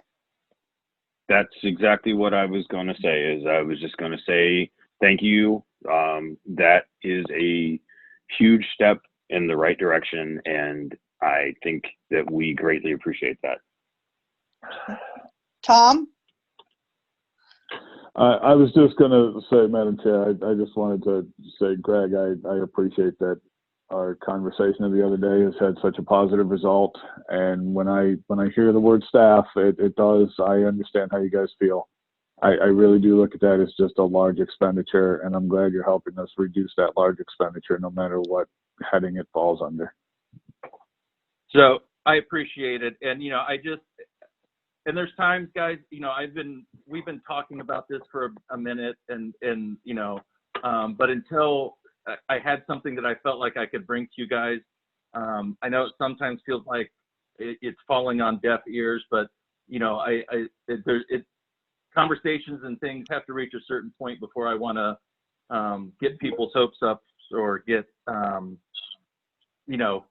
something out there that doesn't come to fruition. So like I said, I've got some work to do here and figuring out, what it looks like, how much, what we can do,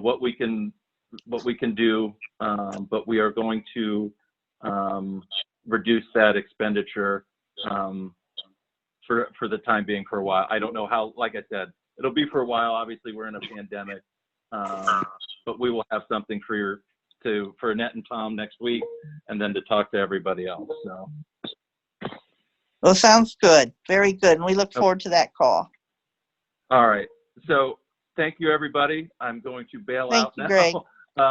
I apologize for swooping in and grabbing the meeting and getting out, but I wanted to let you know that I was at a point to let you guys know we were going to move. So no, everybody have a good weekend. When you have news like that, Greg, you can swoop in anytime. So I was just going to say, if that's what you're contributing, feel free. All right. Thank you, everybody. Thank you. Okay. So now we will go on to our seniority list. Christy. Madam Chair. Yes. Oh, Amy. You're good. Amy. Sorry. Okay.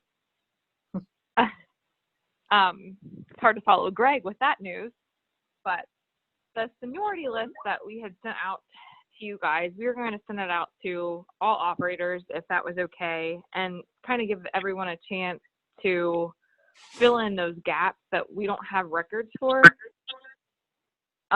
So our question is for you guys, how long should we give everyone to provide documentation, and then what documentation do you think is adequate, whether it's like a beginning and ending MOR or an inventory agreement?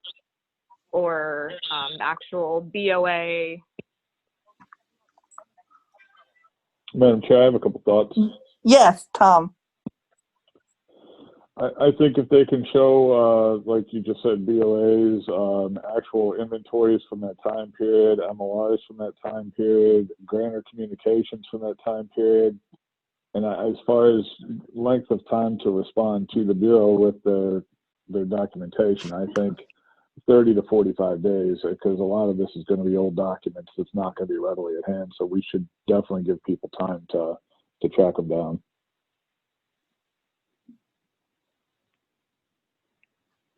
Anybody else? Go ahead. Frank? Madam Chair, Yeah. the only thing I'm concerned about is, depending on how many years they need to go back, they may not have any of that documentation. Madam Chair? Yes, John. This is John.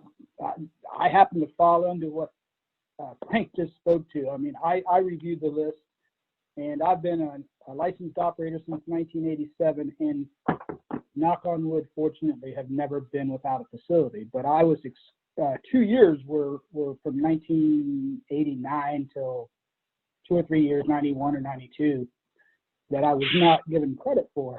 And I don't know that I can actually, I have disposed of 30-year-old dailies and MORs. And I may have, once I look back through my records, I may have a BGA. I'm not 100% sure. But, I just, it's a little disconcerting that, and I know that those records have been misplaced or lost, but,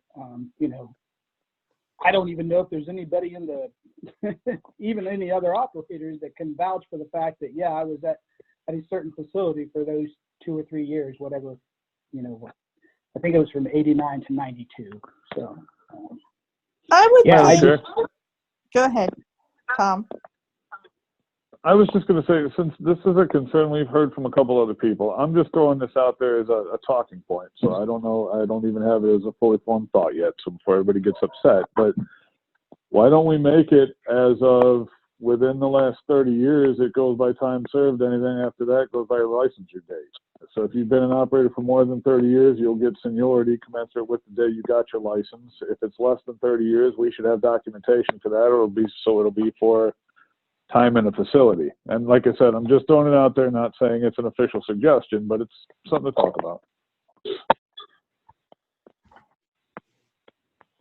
Or I was thinking, another thought was, if we'll use John's example, if John can at least tell us, I was at this facility during this time, and there's no other operator in our file to assign to that facility, or, there is the gap that he's filling in. I would think that should be somewhat sufficient. Am I making sense? Yeah, Madam Chair. Yeah. Go ahead, Amy. Okay.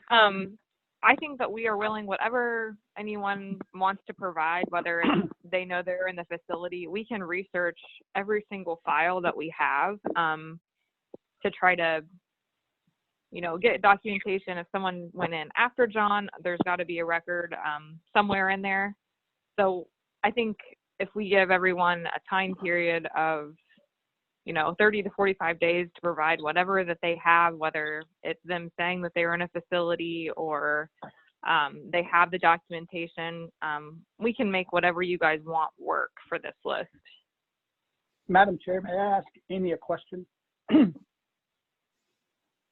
Does the Bureau have any records for previous consultants / specialists for their time served and what facilities they were responsible for? I mean, the specialist I started out with is been gone for years. His name was Jim Pevney, if that rings a bell to anybody. But it's, I didn't know if those records were available, I didn't know exactly what all records were lost. I know that there was an issue with records being lost from that time frame. Madam Chair, I will have Yeah. to look and see what all we have. Okay, I appreciate it. Yeah, it's going to be kind of like a jigsaw puzzle here at the beginning, I It think. is. Yeah, Um, you're exactly right.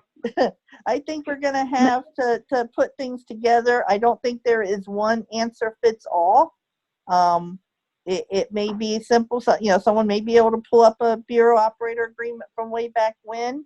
But, you know, it may be just as simple as, hey, you're saying you were at this facility and for these 2 years, we don't have anyone else listed as being in that facility for 2 years. So there you go. I guess the problem would come by if someone claimed they were there and someone else claimed they were there, and you know, but we might have to deal with that on a case by case basis and just figure it out. Like I said, it's kind of the jigsaw puzzle approach. We'll just have to piece it together. Madam Chair. Madam Chair, Go ahead, Amy. I And then yield Tom. to, It's I think Christy. it's Christy. Oh, Christy, I'm sorry. Yeah.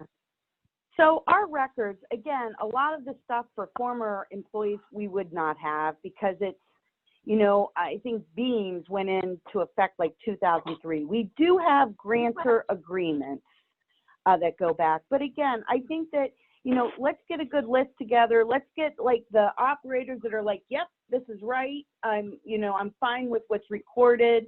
And then let's see the ones that we still have holes. I think they're going to be very few. And again, when you're looking back in 1989, no offense, John Kennedy, but there's not many people that are going to be ahead of you. I understand that. You know?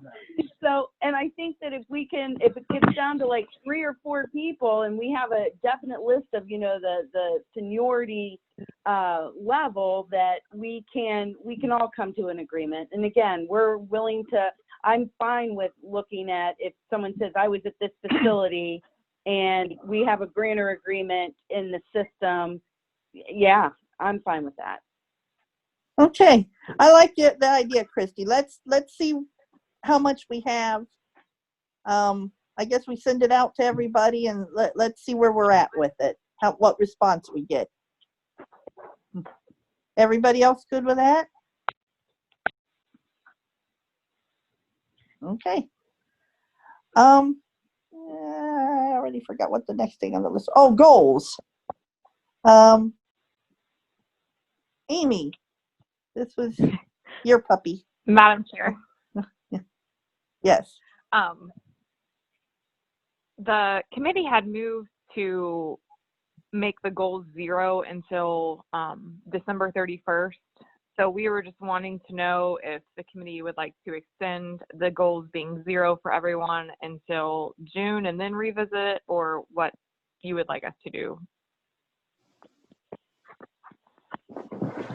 I think we almost have to, but if the committee member would like to speak to that or Madam Chair, make a I'd like to motion. make a motion that we continue our current practice of zeroing out goals until the June meeting of this year.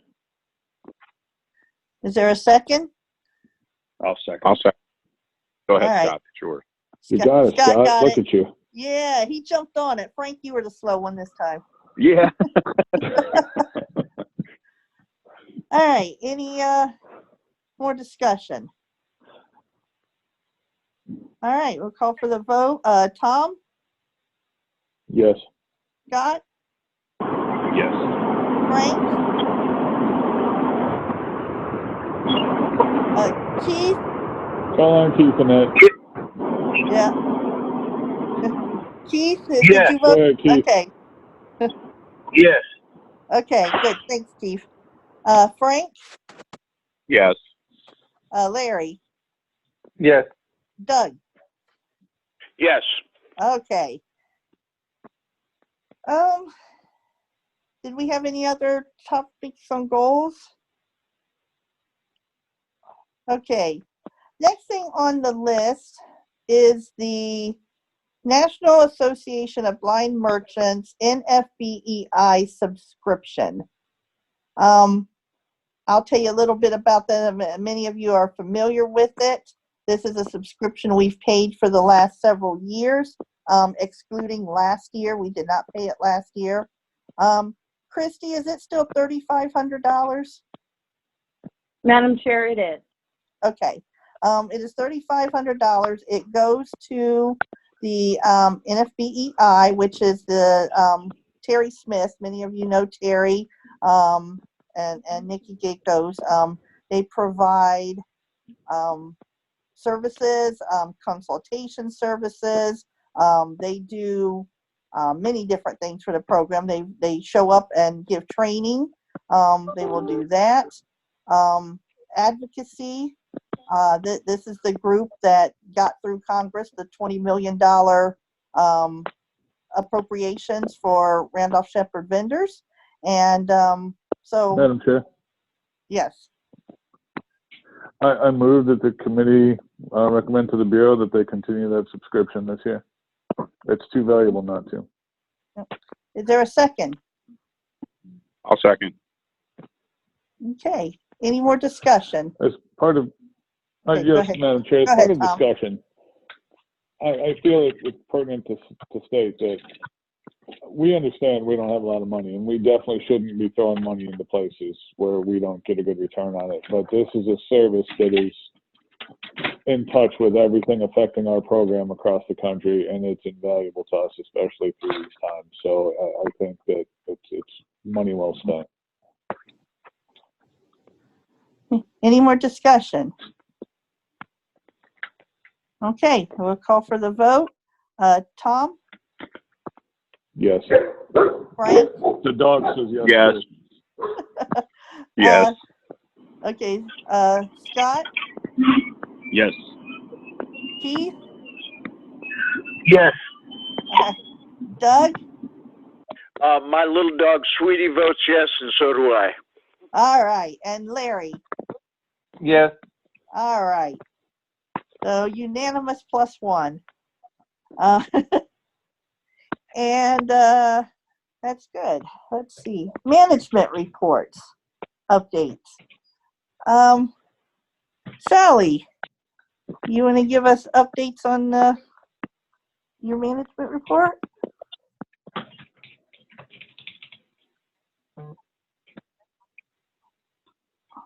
Madam Chair? Yes, there you are. Wanted to make sure I was unmuted here.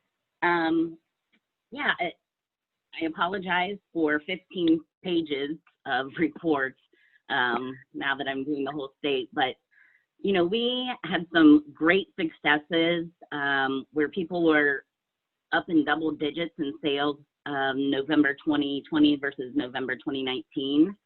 So just a quick shout out to Sabrina Hawkins, who's up 44%, Mike Osborne up 25%, Kurt Lemaster up 22%, and Joe Hall up 19%.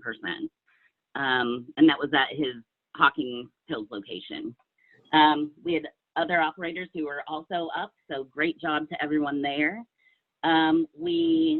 In my report, I said we are waiting for the signed agreement from ODNR for the Spring Valley shooting range and the Delaware shooting range. And since I've done that report, we have received that signed amendment. So we are ready to deploy machines at those two shooting ranges. Those are really like my positive things, I guess. Are there any questions regarding anything else in my report? Does the temp operator get to shoot? Maybe. Oh, okay. I have no clue. Do we have any type of expectation of what kind of business we can get from a shooting range? Because one of the things that occurs to me is people who are going to shoot, they don't want caffeine or sugar or anything that's going to cause them to shake or twitch or whatever. So I'm just wondering how profitable equipment would be out there. You know, I don't know that personally off the top of my head. I know we've gotten some good numbers as far as population, and I know Johnny Mac has agreed to temp the Spring Valley location for us, and he talked to Lenny Johnson, who said great things about shooting ranges, and he really thought there was potential for business there. You know, I think it's one of those things where we're going to have to try it to really see, you know, maybe it's something we put more like Gatorade or water, you know, we'll probably just have to try different things there, but worth a shot, no pun intended. Or maybe it was, that was kind of corny. Any other questions But yeah, for Sally? I mean, Okay. I don't know. To honestly answer that, I don't know. Yeah, Madam Chair, I did just very informal research. I know I had some family members who would go to not that particular shooting range, but another one, and asked if there was vending there and if it was utilized. And they said, oh, yeah, the machines were usually empty. And I'm like, oh, well, that's encouraging. Of course, you never know you never know if it's going to turn out the same way at another location. But like Sally said, all we can do is try it and see how it goes. All right. Any other questions for Sally on her report? Okay, Amy. Madam Chair.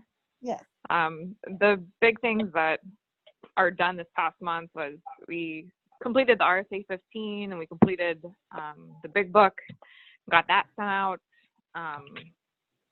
Does anyone have any other questions? Can you send my the RSA 15 out to the committee?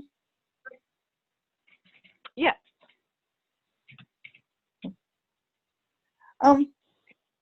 Any other questions for Amy? All right. One of these days, now that we paid our NABM subscription, Terry Smith does a quick, it's probably about a half-hour training, and I'm going to ask him to do it on how to interpret the RSA 15. I took it, and it was actually fairly worthwhile, and it may be something we can ask him to do, especially for the committee members. I think that's a good document that really gives you some understanding of the program. There's a lot of things in there that I really didn't realize or really didn't understand how to read. So I thought at some point in the future that may be something we want to look at doing, if the committee would like that. Yeah, the better understanding we have of everything is, and the more educated we are, the better off we all are.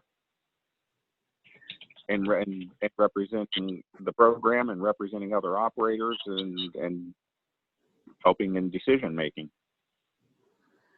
Okay. Yeah, there's different things how they're coded and stuff. It's not as straightforward as I realized it was. Some of the understandings and everything in it. So I thought it was worthwhile when I took it. So okay. I don't believe Cynthia's with us today. Madam Christy? Chair, Yes. she was in and out, so I don't think she is on right now. Again, most of her time has really been spent, and her salary has been on the vaccine preparedness committee. Okay. Understood. All right. The next thing I had on the list was I did have budget on there in case there was anything anyone wanted to discuss.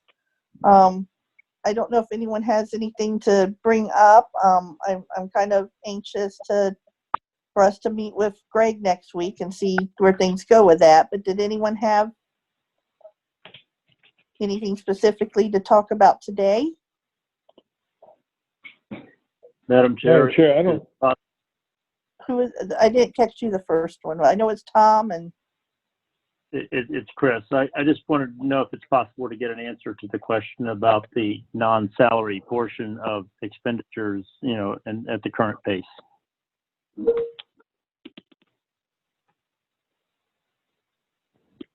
Christy or Amy, is that? Yeah, go ahead. We can. I believe it is on a report. We can get that. Okay. You're talking about the management services, like the management service portion that doesn't include the staff stuff, right? Yes, ma'am. You know, repairs, other expenditures related to ongoing program expenses other than staff expense. Okay, Chris, I'm confused. Are you talking case service dollars and expenses, because that's separate than management services, which is, you know, cell phones and stuff like that. Well, if you're calling cable services dollars what it takes to keep our book of business facilities afloat, that I'm more referring to that. But anything that's not included in that staff number that is being paid from the program funds balance is what I'm wondering. And trying to get to the answer to this overarching question of at what pace are we bleeding our current balance? It was reported the current balance was about 400,000, and that staff expenditures were about 120,000, and that service charge plus matches equal to about 140,000. So that says we've got about $20,000 a month in excess of staff expense. How much are we spending in things other than staff compared to that 20,000? So, Chris, because you're not on the committee, I don't think you haven't gotten the reports. Do you want us to send you the latest report or any type of report that you need? We'll send you some reports, and then I encourage you to reach out to Amy to ask any specific questions or if you don't get exactly what you need. Well, that'd be very helpful, and I thank you. Okay. Tom, did you have something? I just wanted to tell the committee that because we know this is such an important issue and everyone would like to know, whatever information Annette and I have at the conclusion of next week's meeting will be disseminated in some sort of email or whatever to everyone just to inform you so you don't have to wait till the next meeting. Oh, absolutely. Yes. Thank you, Tom. Okay. Anything else for budget? All right. This is kind of related to budget, but I think it's something we need to talk about. We've had it on the agenda before, but I think we need to start talking about a plan for the credit card G9 telemeter replacement. I asked for this to be on here because I was bringing out, I'll be honest with y'all, I was bringing it up about my own facility because I want to get them done before they just conk out on us. But it is a statewide issue, and it needs to be done at many facilities. I know we had the number at one point of it was going to cost us right around $80,000 to replace all of the G8s, the few G8s and the G9s that are out there. So I guess we need to start talking about a plan for getting this done prior to those just going offline at some point. Madam Chair. Yes, Sally. This is Sally. I have been looking at that this week. Currently, we have 588 G8 and G9 readers that I believe still need replaced.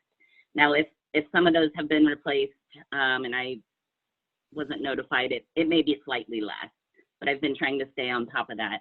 So that will take us right around $75,000. What I have done is, and I'm open to suggestions if you guys hate this plan, but what I'm suggesting is that we do this in a phased approach. So maybe 3 phases of right around $25,000 each, and that would be right around a little less than 200 readers or telemeters each phase. And what I was kind of thinking is, phase 1 might be rest areas since you're getting ready to go into that busy season. Phase 2 might be post offices and colleges, since colleges are, hopefully going back in the fall and hopefully at a much more populated rate. And then finally, I thought phase 3 might be those outlying state, federal, and county locations. Now, obviously, if someone's readers completely pooped out on them before their phase, we would try to accommodate that as well. But that's kind of what I'm proposing. I don't know what you guys think as far as timelines for each phase. I'm open to suggestions. Madam Chair. Yes, Tom. More than just a suggestion, I think for clarity's sake, we should make this, whatever the committee's recommendation is, into a motion with all of the pertinent details attached. I agree. Any discussion? On the surface, it seems like a good plan. Do you have the breakdown if those are kind of even, or did they come out to around that 25,000? They obviously don't need to be exact, but were they similar thirds? It is. So like the first phase is 193 readers, the second is 182, and the third is 199. So like I said, right around 200 per telemeter, or per phase. I did take one facility that needs 40 telemeters, and I put that in phase 2 as opposed to phase 3. So that's the only one that's not in its proper group, I guess. Okay. Madam Chair, can I talk? Yes, John. Thank you. So it's been my understanding that the problems that we've had with the readers are more in areas where there are 5G services available, where they've gone in and out because the phone companies haven't guaranteed how strong the signal will be for the 3G.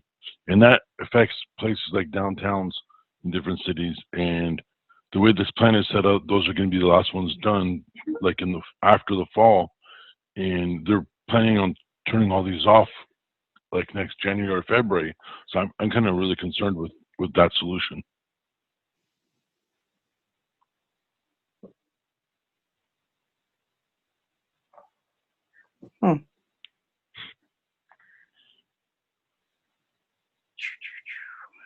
Anybody? Chair, one of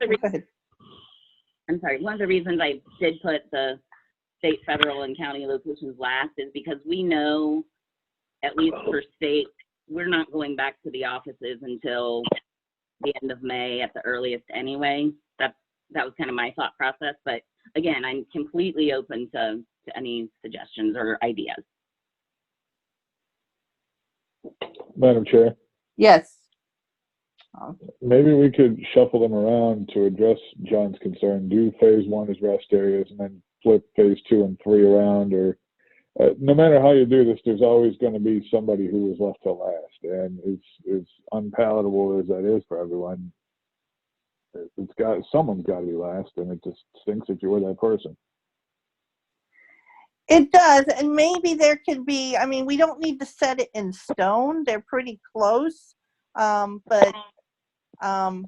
Maybe we can do the phases like Sally suggested, or the switch around, either way. But, if somebody's place is actually up and running, maybe they can show, hey, my place is up and running, and this is a location that could go down quicker than another location. Can I get slid into one of the earlier phases? Madam Chair. Madam Chair. Yeah. Tom first, then Derek. Everybody's heard a lot from me. I'll let Derek go. All right, Derek. No, I just wanted to. Hey, how's everybody doing? I just wanted to quickly suggest that it does sound like a reasonable plan, but I would suggest maybe holding a certain number of the telemeters in stock at Schaefer, so that if somebody does suddenly overnight go down and doesn't have service, that they can be almost immediately brought back up to service. That's a good idea. Yes. 50 units or so, Derek, is that what you're suggesting? Just keep 50 on hand just for emergency. Yeah, I'm sorry. Yes. Yeah. Because if somebody does go down, we don't want them to have to wait 2 or 3 or 4 weeks or whatever it would take otherwise. I mean, just hold some in reserve for those occasions that somebody goes down just all of a sudden. Madam Chair, to Sally, could you guys do that on the first round to get 50 additional units to hold in case somebody from round 2 or 3 is actually open right now and their service drops out in those readers, so that we can get them back up and running immediately? Madam Chair, I think that's perfectly fine. Okay. Madam Chair? Yes. Connie, yes. Thank you. That happened to me, and I was down 3 months waiting on the new telemeters when those all went down on that one big phase where we all lost them. The other thing that I suggest that we find out what to do with USA is how to get us to stop charging us for 2 sets of telemeters, because they've done that with me the last 3 months. So I'm getting double charged, and Lynn is doing everything she can to get that figured out, but we haven't got it figured out yet. And that is affecting my money that I give into the program or don't give it.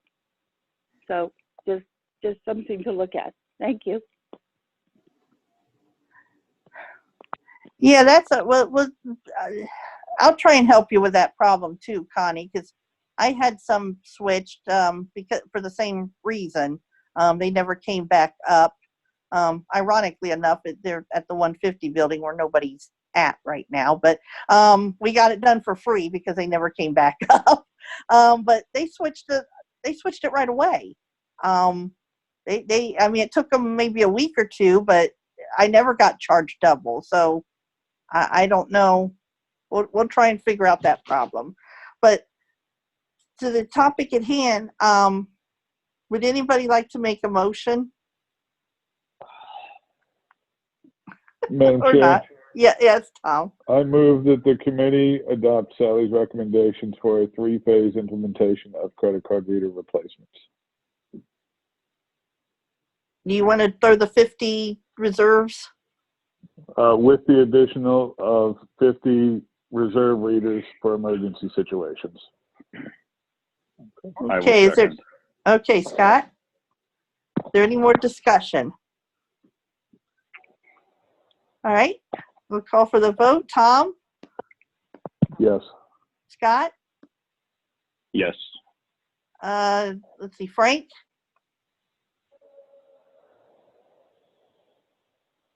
Uh-oh, did we lose Frank? Doug? Yeah. Yes, Okay, sorry there's about Frank. that. Okay, there's Frank. Doug? Me? Yeah, Yes. you. All right. Larry? Yes. And Keith? I didn't hear Keith. Come on, maybe we lost Keith for a minute.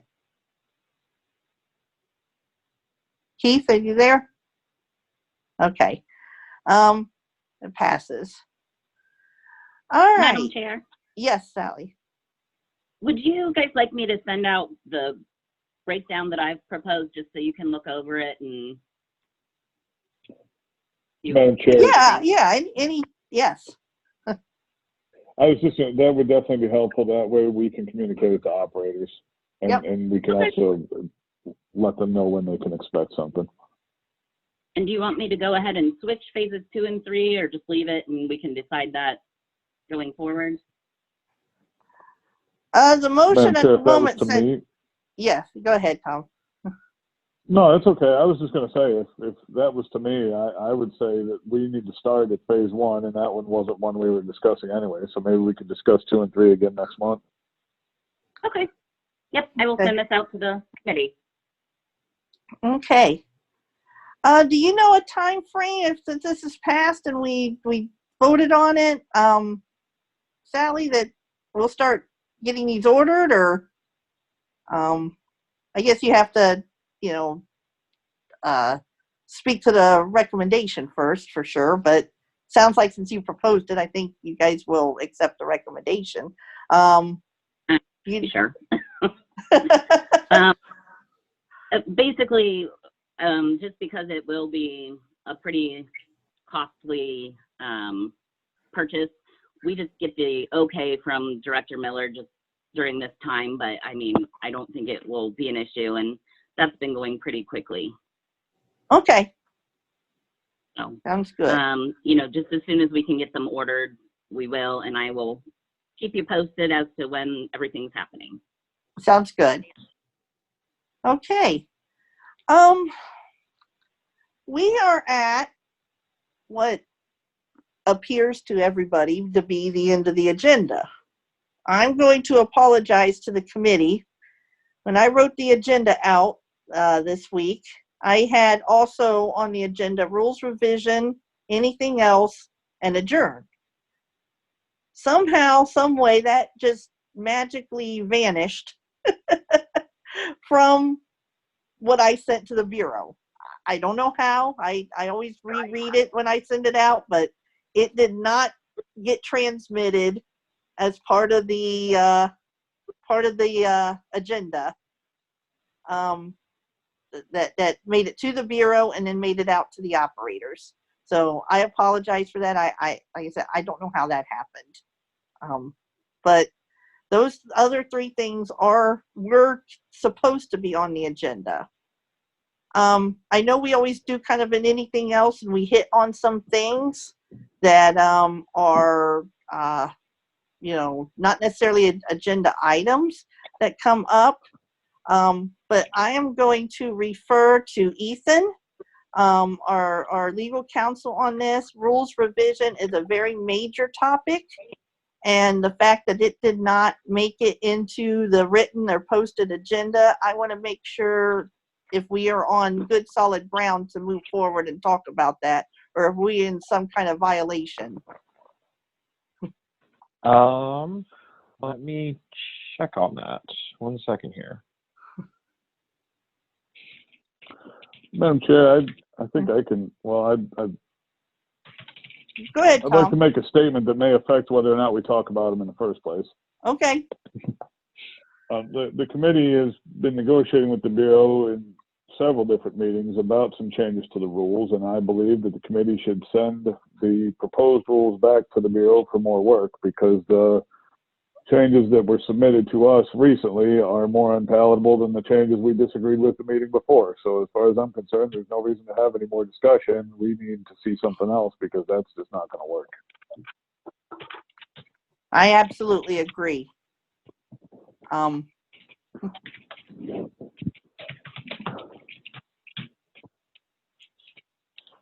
Annette, it's Ethan. I yes. don't exactly see a problem with going forward with that if you wanted to. I mean, by the sounds of your and Tom's comments, it may be best to table it for now, though.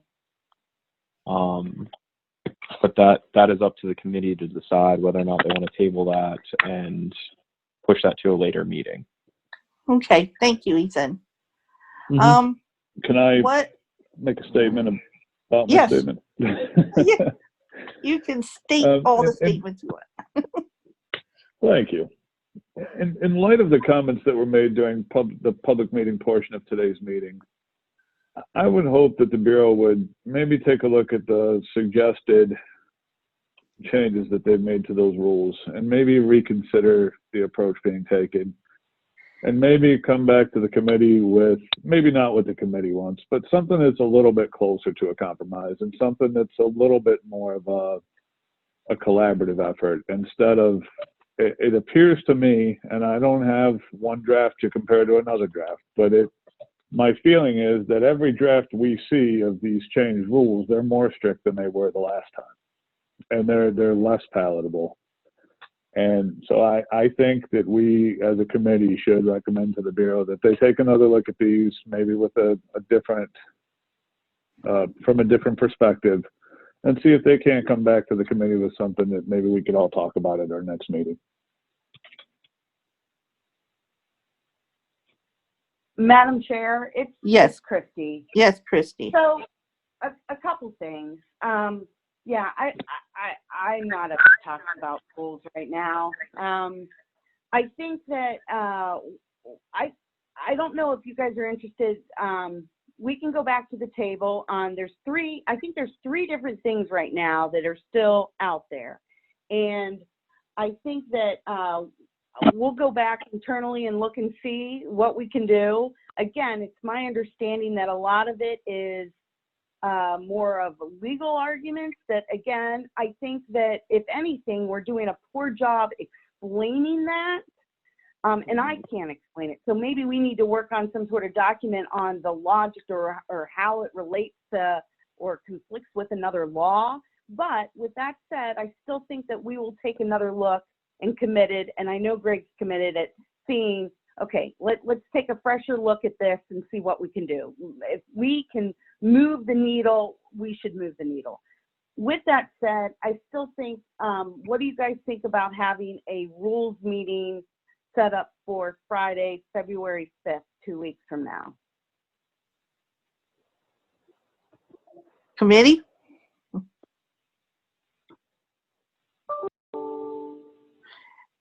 Honestly, it got quiet.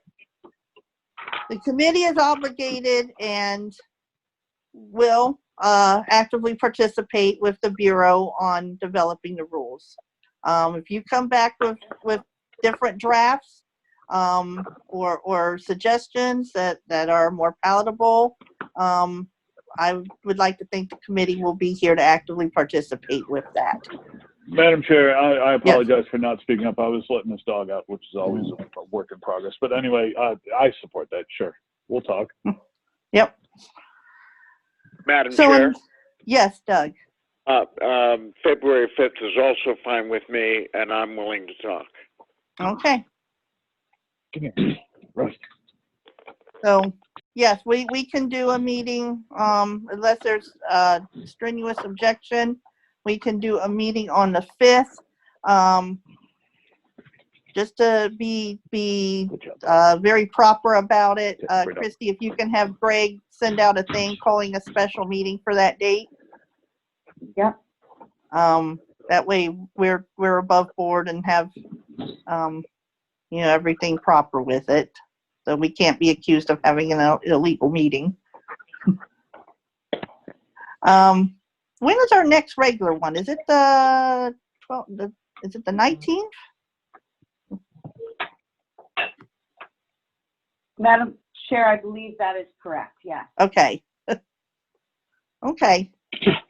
So the 5th is good. All right. Is there anything else that anyone needs to bring up to discuss today? All right, then would anyone like to move to adjourn? Madam Chair, before you do, I so move, Madam Chair. Oh, hold on, John. I apologize.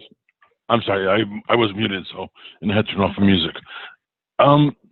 The Bureau, I want to talk about the temp facilities for a minute, really quick. Sorry. Okay. We keep hearing that there's 20 some odd temp things that are out there, and they seem to, over the last few months, a lot of them seem to go to the same people, and they're not being, other operators are not being advised that they're available to see if anyone else wants them, or to see if anyone wants the ones that are not being taken by people that the Bureau is asking. And I think that's a little bit concerning, especially when a lot of people don't have work or don't have enough work to do right now.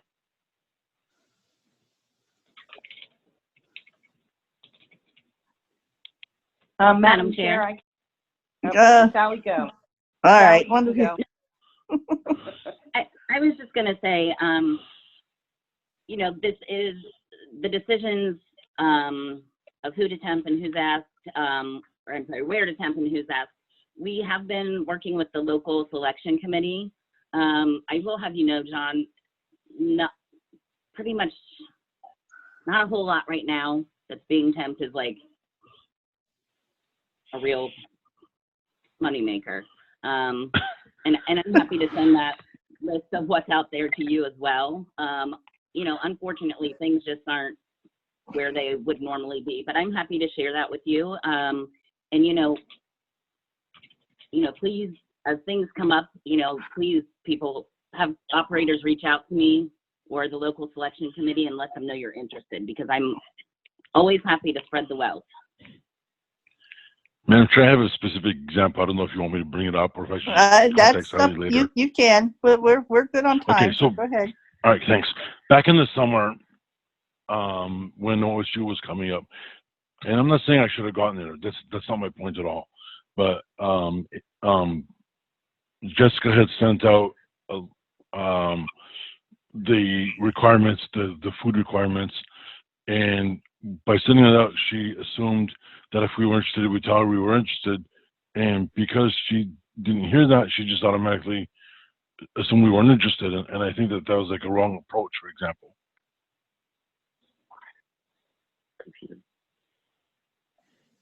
Okay. I think moving forward, we'll try to work on that with the local selection panels and maybe take a little more, closer look at who's there and who's, we'll try and get that worked out. Well, Madam Chair. Thanks a lot. Madam. Yes, Frank. I will point out that I'll use my area, the Cincinnati area, as an example. I have 2 different locations that we're having to get an operator from outside the area to temp because no one was interested. But I've heard from other operators around the state that they said, things were close to their facility or close to their house or something, and they weren't even contacted. So I don't know exactly. And sometimes I think we're also trying to find ways to, like Sally was trying to say, get facilities temped right now so that we don't lose them, but they're not really going to make any money, or the person who's running it is, not making any money. They're probably just keeping the facility going and probably not even making a profit off of it. So that's all I got. I think Tom had something. So. Tom. Madam Chair, I was going to say there's some guests on the phone and there's some people who may not be aware of this, but in the discussions I've been a part of, anytime temps are discussed, it's with the way things are right now, whoever's doing those temps is usually doing the program a favor, and we've tried to, or I won't say we because I haven't been involved in all of them, but the attitude has been, let's go to somebody who can afford to take something and maybe not make any money and absorb a little bit of loss to try to keep the agreement going.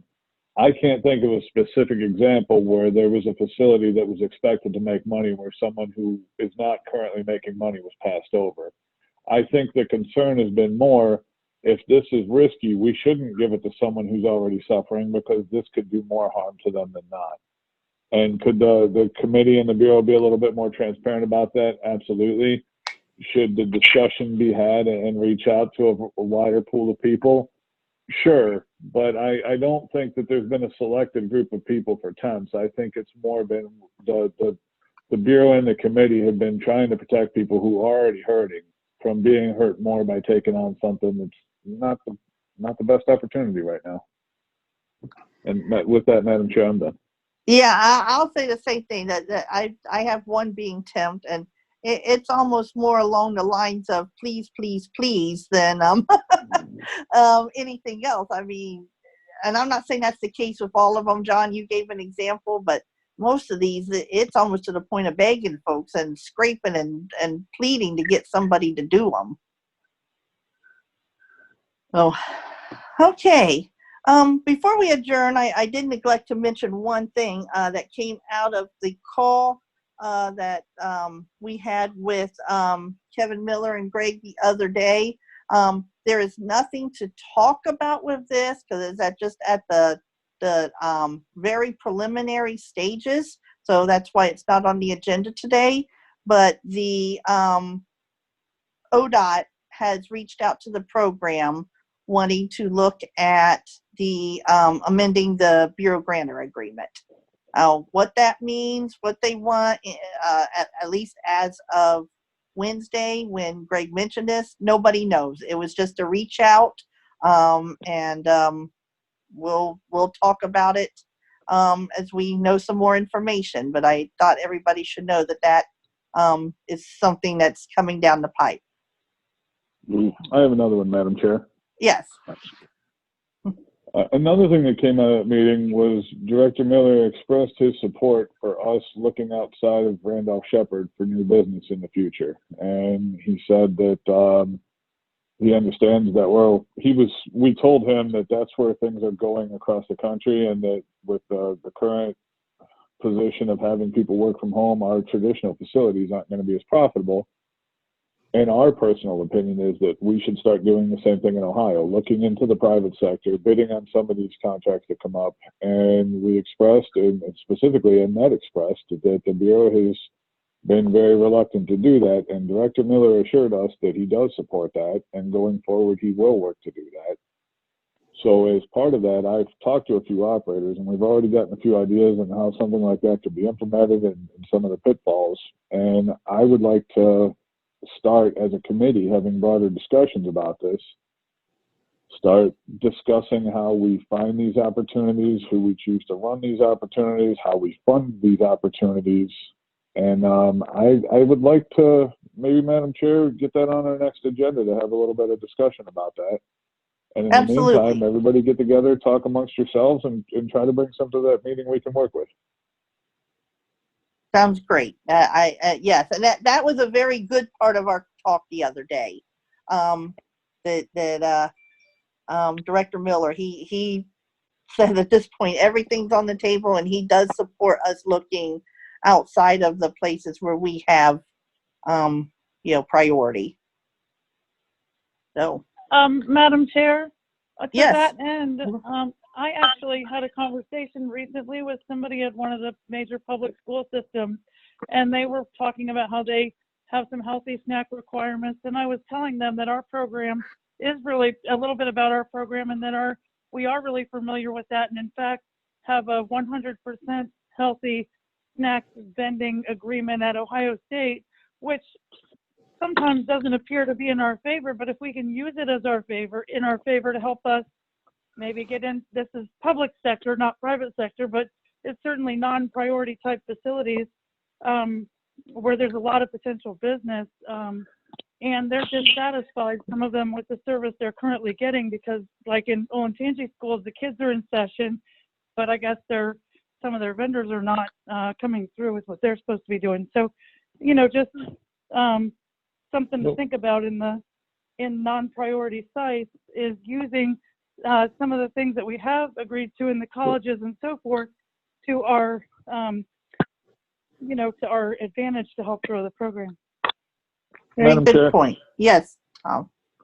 maybe after our next meeting, I'll host something. We'll continue the meeting with a little bit of free-form discussion, and if Laura would like to come and present some of those ideas and all that, we can work that into a little after-meeting discussion, and everyone will be welcome to attend.